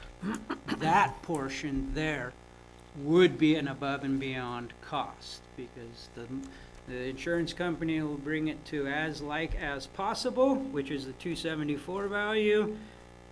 288 would give you a little bit of an upgraded floor system. And that includes the extra painting. So That does not include the extra painting, and so thank you. Extra painting, and I think Air quality, they gave you a quote for that, extra painting. If you don't mind, I'll hand a few out here.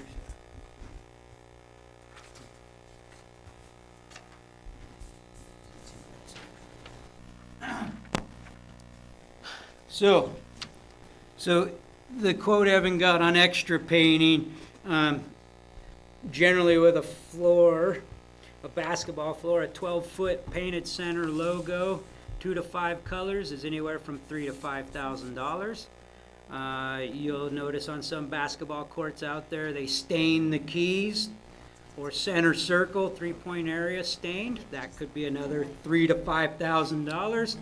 And key areas only, key areas an additional $1,600. So that would be your additional cost for any kind of additional line painting that way.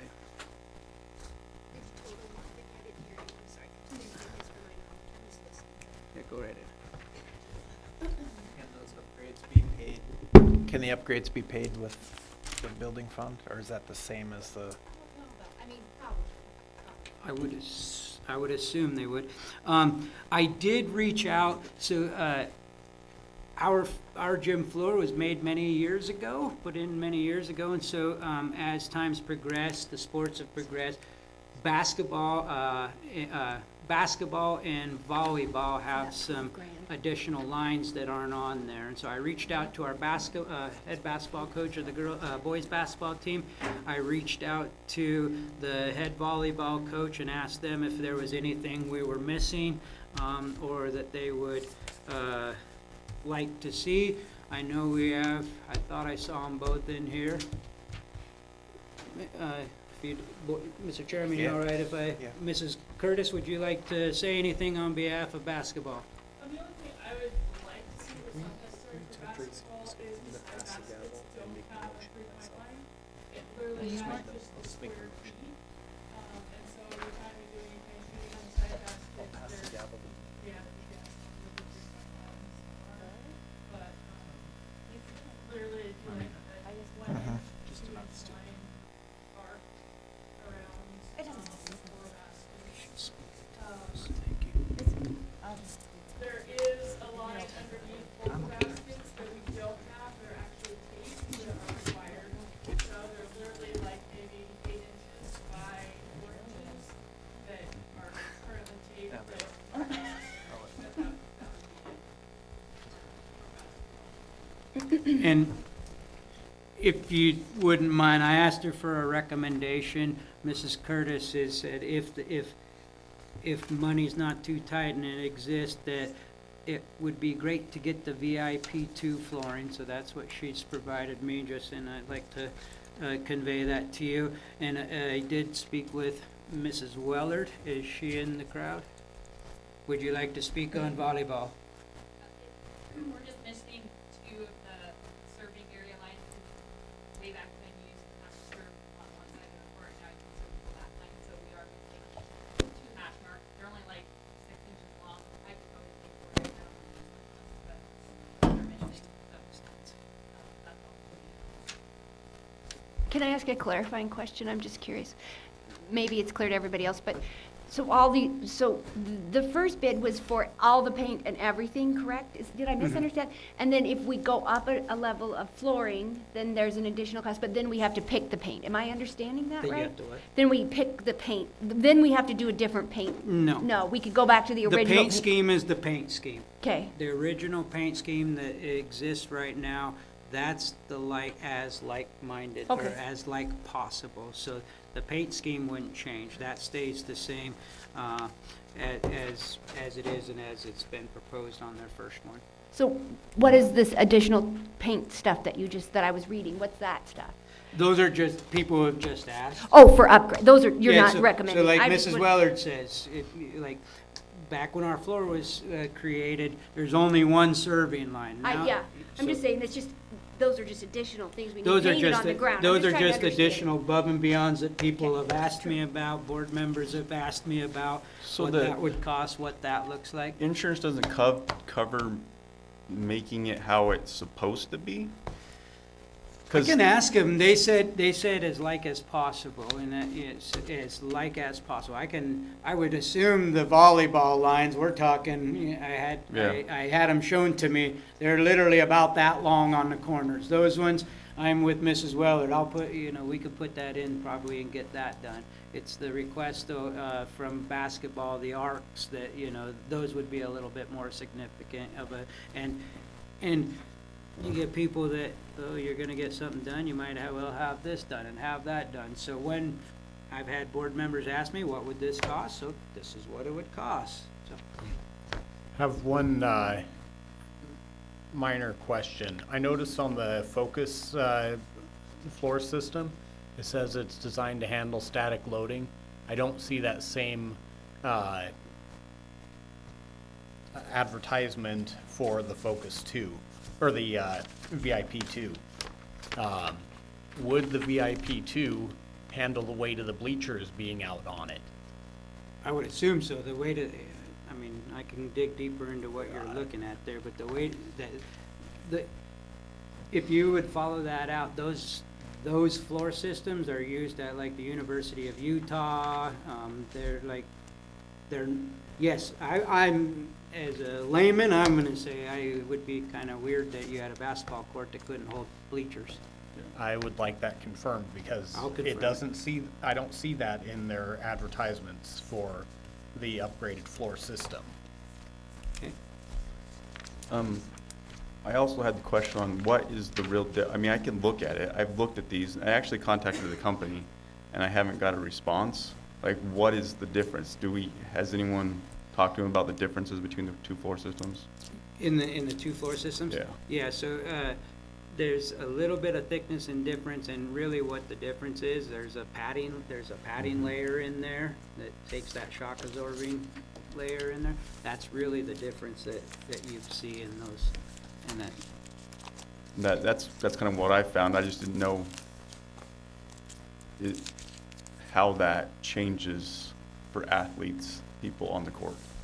You want to answer that, Mrs. Curtis? I just think it's better for one company, ability to also work with is the software for absorbing, like jumping up and down. Anything is better than what we have. So, I 13,000, I just feel like since you're doing it, if we have a little bit extra, I think we might, and if we get new flooring every, 75 years or 50 years, if we can get a little bit better. My question was the durability. Troy, can I ask a question? Yeah. So basically, it's $10,000 for the deductible, and then you guys are wanting to know an extra 13,000 or not. Is that correct? Okay. That's where I'm at, in the upgraded lines, that's Right. to move forward with confirmations and getting these guys scheduled in. You could probably put off the additional painting, that's some time away, if you chose that you wanted to even discuss that, but really the northern hardwood is the two floor systems as possible painting as it exists now. That is what will get northern hardwood to put us on their rotation cycle. So if we miss the cycle, they've let us know that it'll be about November or December. Having worked in the contracting world before, I know sometimes they say that to get you to lock in now, so, so I can't guarantee that we would be out of a gym floor until next November or not, but that's what they've claimed. I'm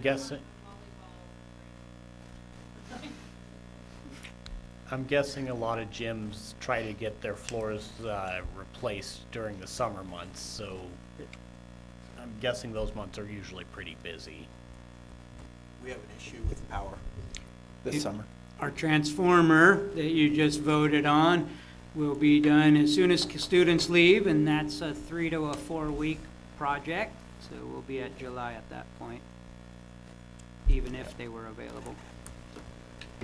Was the tear up the floor, was that starting on the 23rd? their hopes was to start on the 23rd, and I think they said 2 to 3 weeks. And so to replace it, they'd just be moving right in right after that then? That's the hope and the anticipation if we get locked in. And this information's coming from about a week and a half ago, when Mr. Coupe reached back out with them and got the last little bit of information. I don't know what's changed in that last week and a half.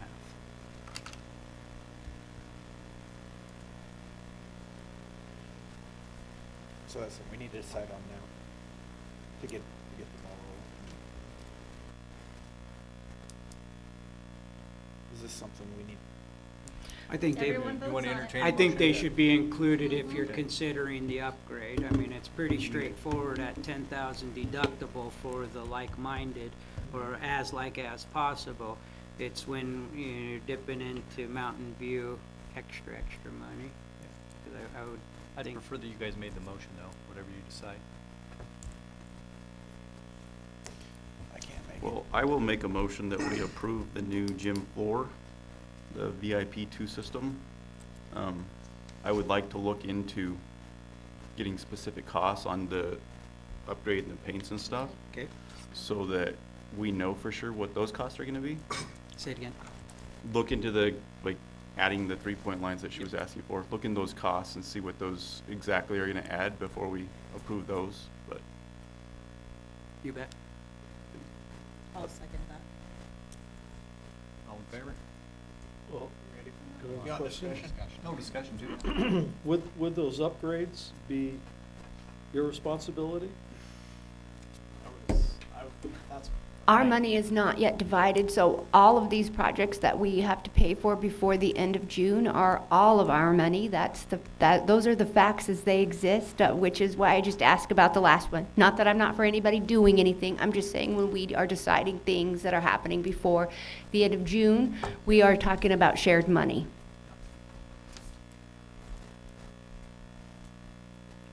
But we can have a vote. Any other discussion? Okay, so wait a minute. Are you gonna call for the vote, or are you gonna I'll call for the vote? I guess, as a whole, I guess, if you're okay with that. All in favor? Aye. Aye. Okay, you gotta say, I No, can't, you gotta, Nay, okay. nays? Nay and So, nay? nay? 2 Nay. nays, okay. Okay. So motion carried then. I would say that what we could do after we split the forest funds is after we get that first disbursement and we each have our accounts, which are in the process of being created, we could start delineating how we want to spend that money separately, and that might be something going forward that would end some just anyone's concern. It's just an option once that first check comes out. So on that, just real quick, on that grant that we got for $10 million that we were gonna divide, right? I think you're talking about the school, what's the word I'm looking? Facilities? Yes, Yeah. facilities money, yeah. So it was explained to us at a previous board meeting that was already, We all have that money, we absolutely do. but it was explained to us that it had already been earmarked for each district, and that our costs would come from our If portion that of is true, then Mrs. Holthouse did not share that with Vinnie and I out loud, so I will do some digging into that right away and see if that exists. Is that do you remember hearing that? There's certain projects in the works, like Like- Grangel's, Transformer project, maybe? I'm not sure. We which did get a new ones, and transformer the- last year down for the building itself, yeah. But they did this move like we're gonna do? In In Grangeville's roof, Grangeville. right? Grangeville's roof will come out of that, but we're not trying to do that prior to the split, so I don't know. Oh, gotcha. We've been trying to watch those things, but I'm not saying we shouldn't do anything. I'm just trying to figure out the best way for us all to feel good about how we do this. So, I will do some big digging, next week and find out if the, facilities money that we got for the upgrade facilities, if that's already been split somehow, and I will let both of you chairmen know how that looks, okay? Yeah, the way it was explained to me, it was Grangeville's transformer move happened in the summer was already done. and that money was pulled. Yeah, that happened last summer. The transformer sat aside for like 6 months, so that's why I get why you want to get on it. I'm not sure how any funding happened when I was just the principal, but I will Yeah. go back and do some digging for you. Okay. All right, let's move on to approval of out-of-state travel. Oh, you want to say something? Real quick, if you don't mind, I'm just asking for permission to proceed.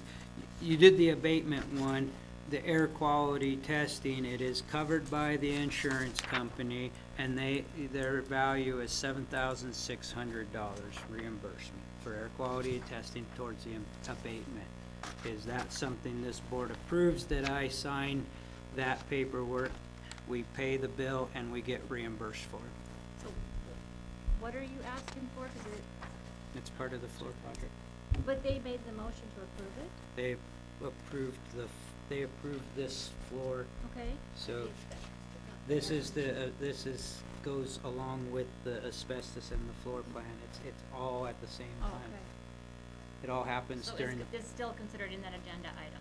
That, you're not breaking my laws, are you? I don't know how, it's part of the gym floor, Okay. so. Can I make a motion that we approve the air Yeah. quality? Go It's ahead. it's a joint. Yeah, venture, yeah, so you want it's to make okay a if I motion, make yeah? the motion. That'd be great. We approve the air quality testing. Who's making a motion? No, you cannot. You are a chairman. For joint. You are still a chairman. You cannot make Okay. a motion. All right, we're just confusing everyone. Give I'll everybody make a else motion that we Okay. approve We'll the simplify it here. good call, asbestos air quality control testing contract. I'll second it. Any discussion? All in favor? I, Aye. Aye. Thank you, All I right, appreciate it. We'll wrap that one up. Feeling good? Okay. Approval of out-of-state travel, Grangeville High School sports, spring sports, usually simple thing.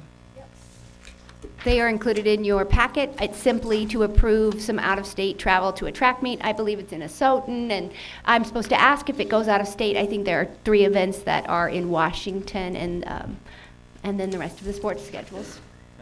Do you have a motion? I make a motion that we approve the out-of-state travel for Grangeville High School spring sports. I'll second it. Second. Discussion, all in favor? Aye. Now, turn that back over to Clearwater Valley. Approvals. Food service contract. That's an approval for, not for the contract itself, but for the RFP, the request for proposal process, so that we can put this out for bid. And I have them here. There was a change in some times listed on here, which will get fixed. They both say the same thing. The visitation times have switched from, they'll be in Cami at 11, CV at 1, and Grangeville at 3, all on those days. They're going to swing by and check out our facilities and decide what they can do, and then we'll get bids. I believe Chartwell's is one of the ones we already have, and there is another company interested, so we're just putting out to bid to see what the best deal is we could get as the smaller districts for our hot lunch program, so. And Mr. Farmer found some typos. We're going to get those fixed before we send it out. Sounds great. I'll make a motion to approve the food service vendor RFP. I'll second that. All in favor? Aye. Same for us. Approval of food service vendor RFP. Is there any questions we can take? You could ask. Yeah. Okay, I just have 2 questions. In reading this contract, it's page 12, item D, Davis-Bacon. My understanding of Davis-Bacon, and I've worked under Davis-Bacon before, is if it's a construction contract, are we saying there's gonna be construction along with this? There is not construction, no. We have our own kitchens. They'll come and look at our kitchens and decide what it is we have and what we don't have. Right. Currently, the only person we know that will bid is a company that we already work with. I don't foresee any construction. That would be But they're not paying their employees Davis-Bacon wages unless they do construction. correct. Okay, thank you. That's all I wanted to know. And then I had another question. Under page 14, item 10.10, it says the district shall establish and maintain an advisory board composed of parents, teachers, and students to assist in menu planning. And then it says over here that they do the menu planning, so I was confused. Well, the first thing that has to happen is we have to do 3 weeks worth with the group, and then they take over. So there will be some collaboration between the two entities, is my understanding of that situation. Thank you. Yep. And with that, entertain a motion? I'll move we approve the contract with the food service vendor for District 246. And it's just it's just us putting it out for bid. We're not approving any contracts, it's just us putting us out for bid Oh, I for got it. contracts. So Thank that's you. all it is. Yeah. I second that. Discussion, all in favor? Aye. Approval of policies. Okay, we have to approve the policy second reading for the 4,000 series. Any discussion?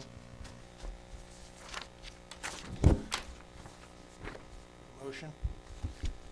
I move we approve the 4,000 series for District 245. I'll second. All in favor? Aye.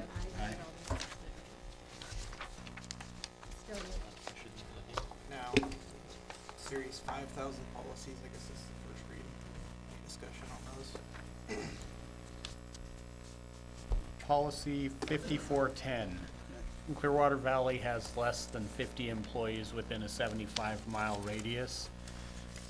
And as such, we are not required to provide the employees with family medical leave for birth, adoption of children, stuff like that. Under the 244, we had over 50 employees, and our employees, should they choose to adopt or have children or something like that while employed, are currently eligible for the family medical leave for the children.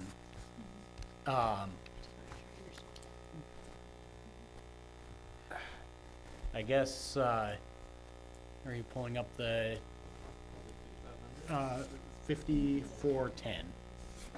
Can I make a point of clarification? Okay, yes, Are please. you saying that Clearwater Valley School District doesn't have 50 employees? Will it have 50 We have employees? 81. Okay, moot point. I withdraw my or question. If, 81, right? Yep. Yeah, Okay. I remembered having a conversation with Mrs. Green about that. We have Okay. 81 in the Clearwater Valley School Okay. District, so, I was concerned. Thank you. yep. I just wanted to make sure we're moving forward. Policy 5480. 5480. Leadership meetings, that's concerning. I'd like to table that one and leave that one out. Can I speak on that? There is no such thing anymore. Oh, good. Did you get it out? There is no such thing as leadership premiums anymore. no, that's Just why I strike wanted- through it. Our board policy says there is, right? Yes, that it is a draft. That's So fine. we There- can remove that? Can be removed from the pack, from the policy list. 'Cause it's in I here. actually think you need to say you want to not have that policy, because we don't have money from the state to cover those wages, and by having it there and not offering them, that's not acceptable either, so. No, there's no such thing as leadership premiums anymore. So if you want me to, I'll just strike through it. And then you do not approve it and Okay. you're done deal. You said it was 5480? 5480. Yes. I move we strike policy 5480. Okay, wait a minute. You have to You're make a either, motion for are the you, thing. I'm just gonna strike through for right now. Is there any more that you need to talk about? Does anyone have any other policies in there that need addressed? Can I Think ask so. something? Are you guys gonna strike 5480 also? Yes. Okay, let me get, now, I'll do that while you guys keep talking. 'Cause there's no such thing as leadership premiums. This is the first reading for 5,000, right? It is. That's So correct. if we find stuff, we can, And you're not required you're not required to have 2 readings. You can approve them right now as one, because you guys are gonna get all the 6,000 ones next month.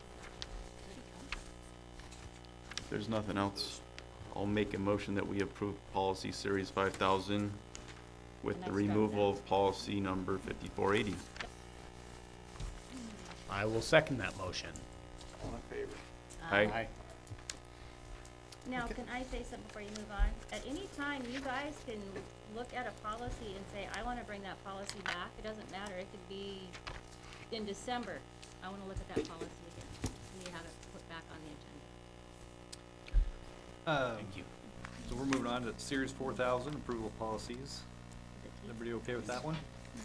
I was just gonna say, in my board packet, I never got Series 4,000, and I didn't get Series 5,000, I got everything else. I got mine started at 5,100. That is, That's the first one. that's the first one. Oh, he didn't get 5,000. I didn't get 5,000 or 4,000. Oh, If that's on the. Point of clarification, policy number 5,000 is the board goals, according to this document. I just never got Yeah. one, so, whatever. Hang on, here it comes. 4105.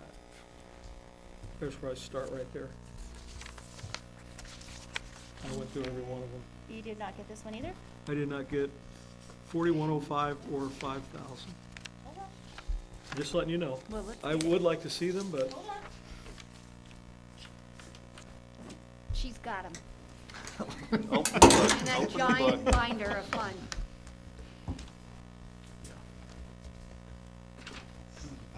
I like getting an email better because if they handed that to me, I'd be like, You don't even know Where's- how much you're where's the reading when it looks fireplace? like that. That's what our students say.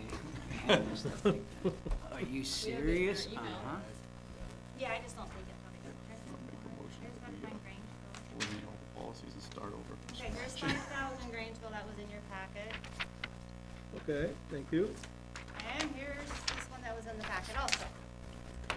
Thank So you. Charity Okay. printed a separate packet, so that might be what That happened. might be why. Yep. Yep.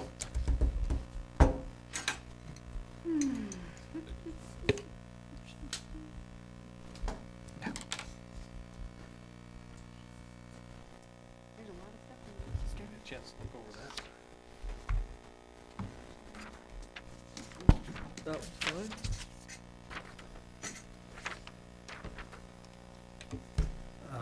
Quick question for you, Tracy. Being that the 5480 was on this, and we approved all 5,000 series except for, I put a strike through okay. it. Do we need to specifically say that with the motion, or is it just done? No, I did the strike through, so Okay. it shows that I took it out. Okay. Yep, you're So good. that My motion too, didn't it? Yeah.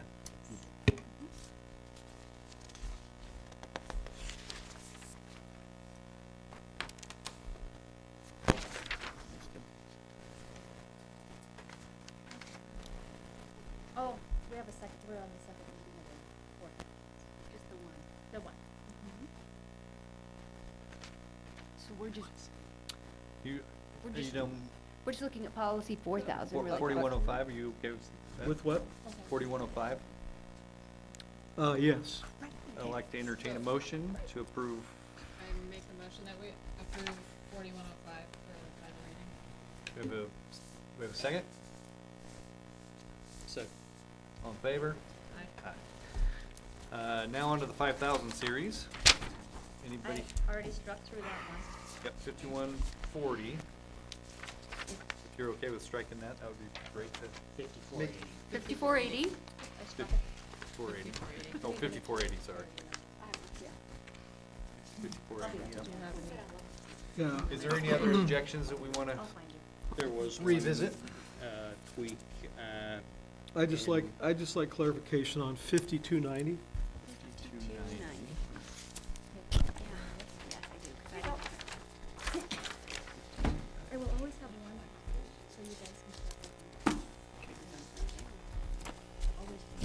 Do you want to talk about that? Well, my question, I guess, or my issue is, says under paragraph 3, the district shall not restrict constitutionally protected political speech of employees during non-instructional times in non-student contact settings. 100% agree. But I'm assuming what that means is that it would not be appropriate for any kind of political activity or political speech to be going on in the presence of students during the school hours. Isn't that in their code of conduct? It is, yes. In the teacher's code of conduct, that's in there. Okay, I just want to make sure that This is I'm specifically in a, understanding that this is correctly. specifically in a lunch, in a staff room where no students are present. Yeah, okay, I don't hear that happen, but I'm just saying yes. all right, that's just my question. Did you have? You're okay with that, Lorraine? Yeah, I'm fine with that. Andrew had I had Yeah, I was looking emailed at- you earlier this morning about 5610, just there's that one heading. Oh, yep, and Yep. I think I forwarded that to Charity.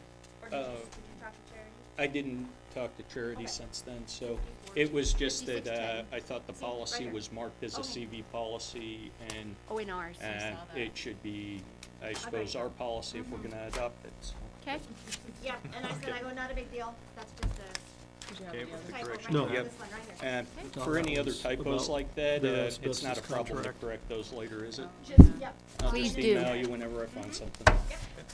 how nice to have an editor. So- Can I take this one in? Yes, take it. Can we go ahead and, approve this for the final reading? Yeah, you don't need to Okay. have two, you can do one. I make a motion that we approve policies, the Series 5,000 policies for the final reading with the exclusion of 5480. Do we have a second? Second. All in favor?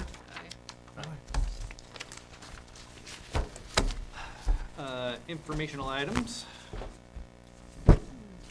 Learning materials review, which you already commented on, but you wanna comment that again? No, I do not. Okay. We had a library issue and our policy took care of it. Yes. Board development and training. Email from Bill Gore, did you guys get that? Just us? It was in your, I put the email in the Sorry, I- packet. Yep, here now. Yeah. Anyway, there's opportunity if you want more training on, You are required to attend some of that training if you're new board members, not if you're old, Oh, Tyler. You're alright. old, so it's okay, You're but. old, you're old, Tyler. yes, alright. And the funding has been given to us, so that's covered by money we get from the state specifically for this. It's earmarked, so you can pick a date and decide how you guys want to go to it, and it'll be paid. Are these So this is weekends section or- HV, right, 5, on the agenda? Tuesday. Right here. H, yes, 2. 2. 2, okay, all right, I read that one, yep, thank you. Saturday the 7th looks like the weekend option. Oh, But it does say they're online. They are online, yeah. Oh, You can watch them in very videos. I'll pick one out and get it done. Yep. Did you You hear wa- say you're required to attend one of those? Yeah, I think I read that in there. If you want to let Charity know what you pick, then that would be fine, either board, and we'll get it figured out. Is this something we do together, or is this something No. individual? No, it's just, Great, thank you. The next informational item is CIEA interest-based bargaining, which is when we do teacher union negotiations, it's just a way of operating. Pretty much an invitation to learn that if we want to work it's a that process. solution-based way of negotiating, so. Is there- okay. It seems to work really well for them, so. Actually, do you want to comment? It's, No. No, Valerie's right behind you. She's like, me? You can, Kim, but Kim likes it too.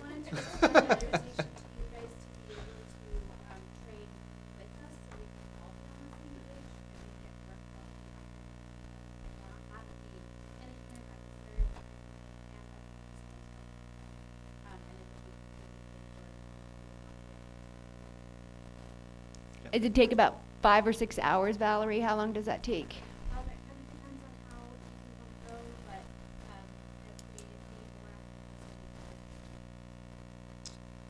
Tell me again when it is.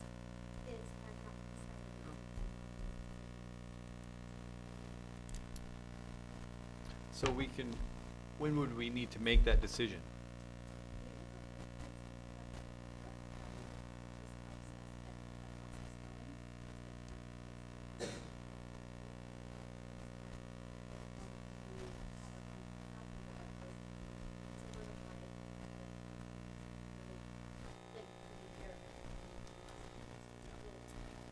And just, usually they have two trustees sit down with the superintendent and negotiate with the union.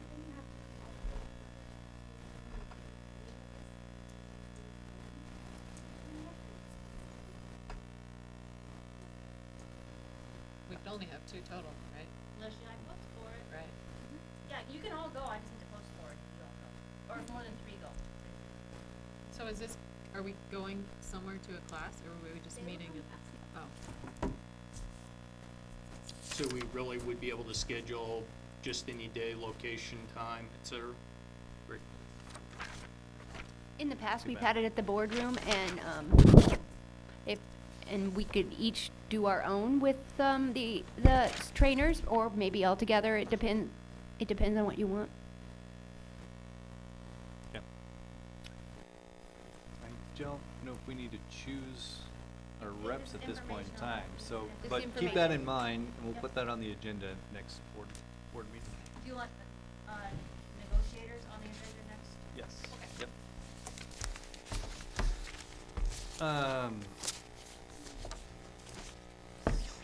Same deal with the, Yep, they're gonna decide. okay, CDA interest rate. I will open it up. Well, Whoa, okay. are you wanting it on the agenda to have those Oh, dates gotcha. and teams decided next board meeting? Yeah, I think so. I already agreed to go, so I don't know if anyone else is interested. but- No, We'll no put it on the action board. item here.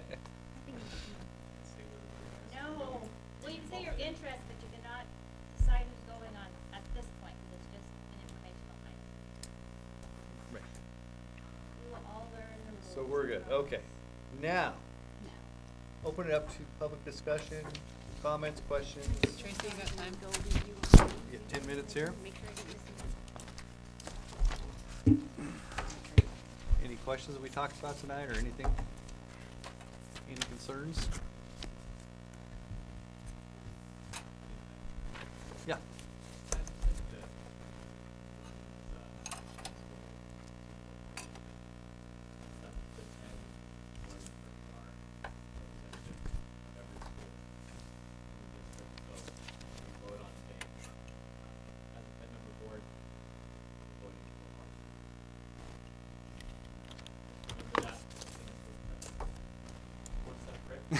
I know. Thank you, that is good insight, yep. Yep.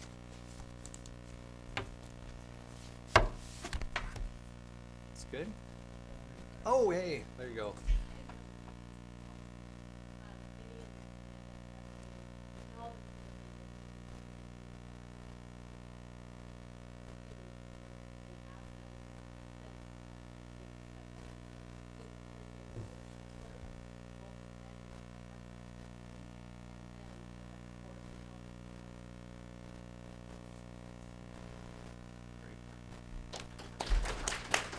Good. Yeah.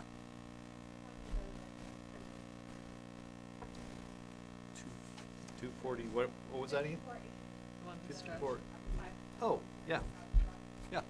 I understand there is no money for it, they just have to, for that, that's no longer a policy. There's no money allocated to the state credit or Yeah, okay, so I think just because the state doesn't allocate that money, doesn't mean that the president I personally would not, I've not, but when you have teachers who have to be mentors, because you have teachers on Those are completely different funding sources. So mentors are different than leadership. Okay, so then teachers can teach with credit.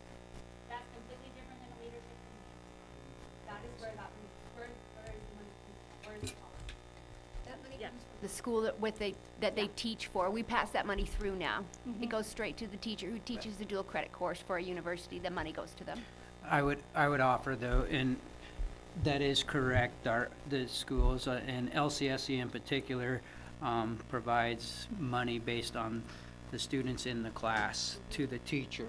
You get more if you have more students. However, Board Policy 5480 does say that a minimum of $900 will be provided to teachers that provide leadership roles. And the number one bullet point in that, in the approved categories are teachers that teach classes that students get credit for the high school and the college level, which we call dual credit. So dual credit actually was codified in that board policy that you guys took out. And so you might have some teachers that have taught half a year now under a dual credit scheme, or Teachers who have taught for years, It was taken out, ISBA had it taken out a couple, like a year or two ago, leadership premium, that policy got taken out. so did the board of, did Mountain View take it out? 'Cause so if Mountain View didn't take it out, and that's like before my time, so the irony of this board policy is actually the board policy that came into play after I made a comment that 84 times 50 is not 10,000. And I didn't get rehired for a year on that comment, and one other. So that being said,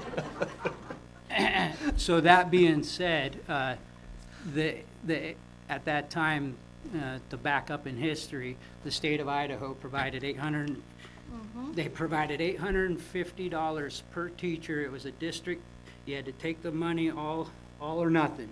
Yep. So at that time, the district had 84 teachers. That's where the 84 comes into play. The district only, the state only provided $850 to the district per employee, certified teacher. The expectation was that the district would kick in $50 skin in the game per teacher. 84 times 50 is not 10,000. So that being said, at some point in March 18th of 2019, the year I'm sitting at home, that board, that Mountain View adopted that policy. It's what it says on your thing. So since March 18th of 2019, your dual credit teachers have not been compensated at a board adopted policy. So I believe that's what she's Yeah, 'cause speaking to. that's different than the leadership unit. That's it. That's the leadership. Can you put 5480 up, please? So Oh, scroll down or up the other way. Leadership premium, personnel, I don't know. And then I'm just pointing out that it's leadership premiums, that's the way I read it. And then leadership criteria, go up a little. No, sorry, the other way. Number 1, teachers, course, and students earn both high school and credit. That's an approved area. Can you go up a little bit more backwards?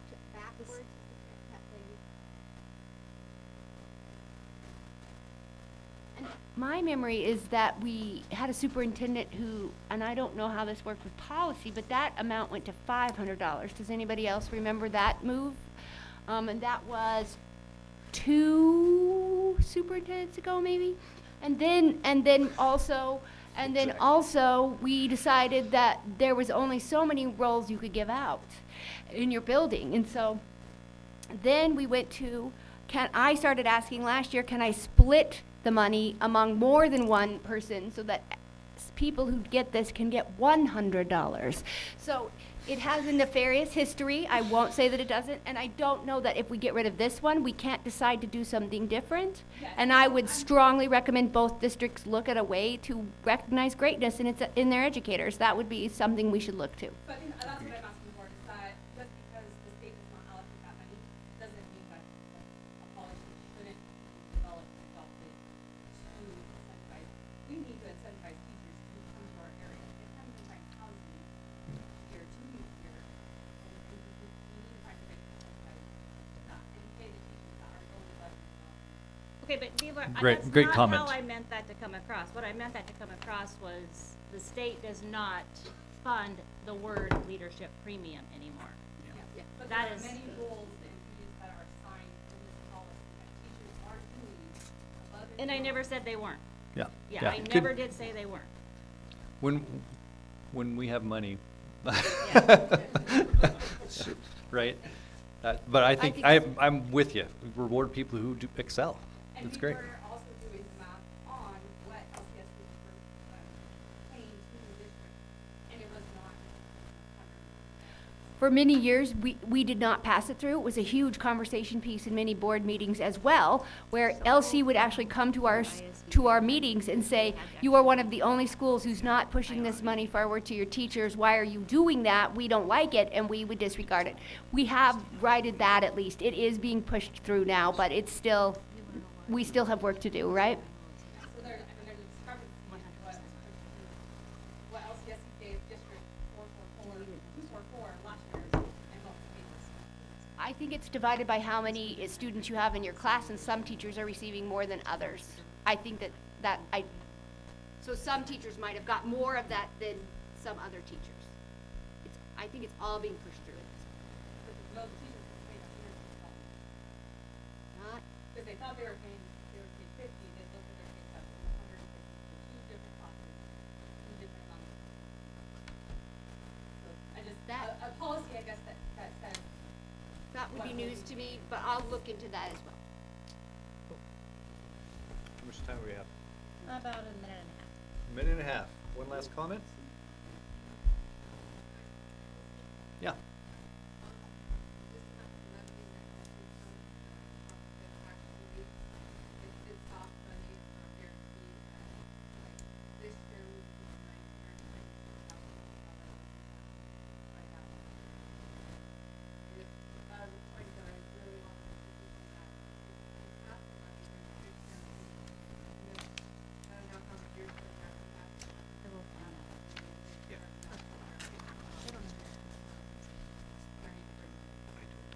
Nice.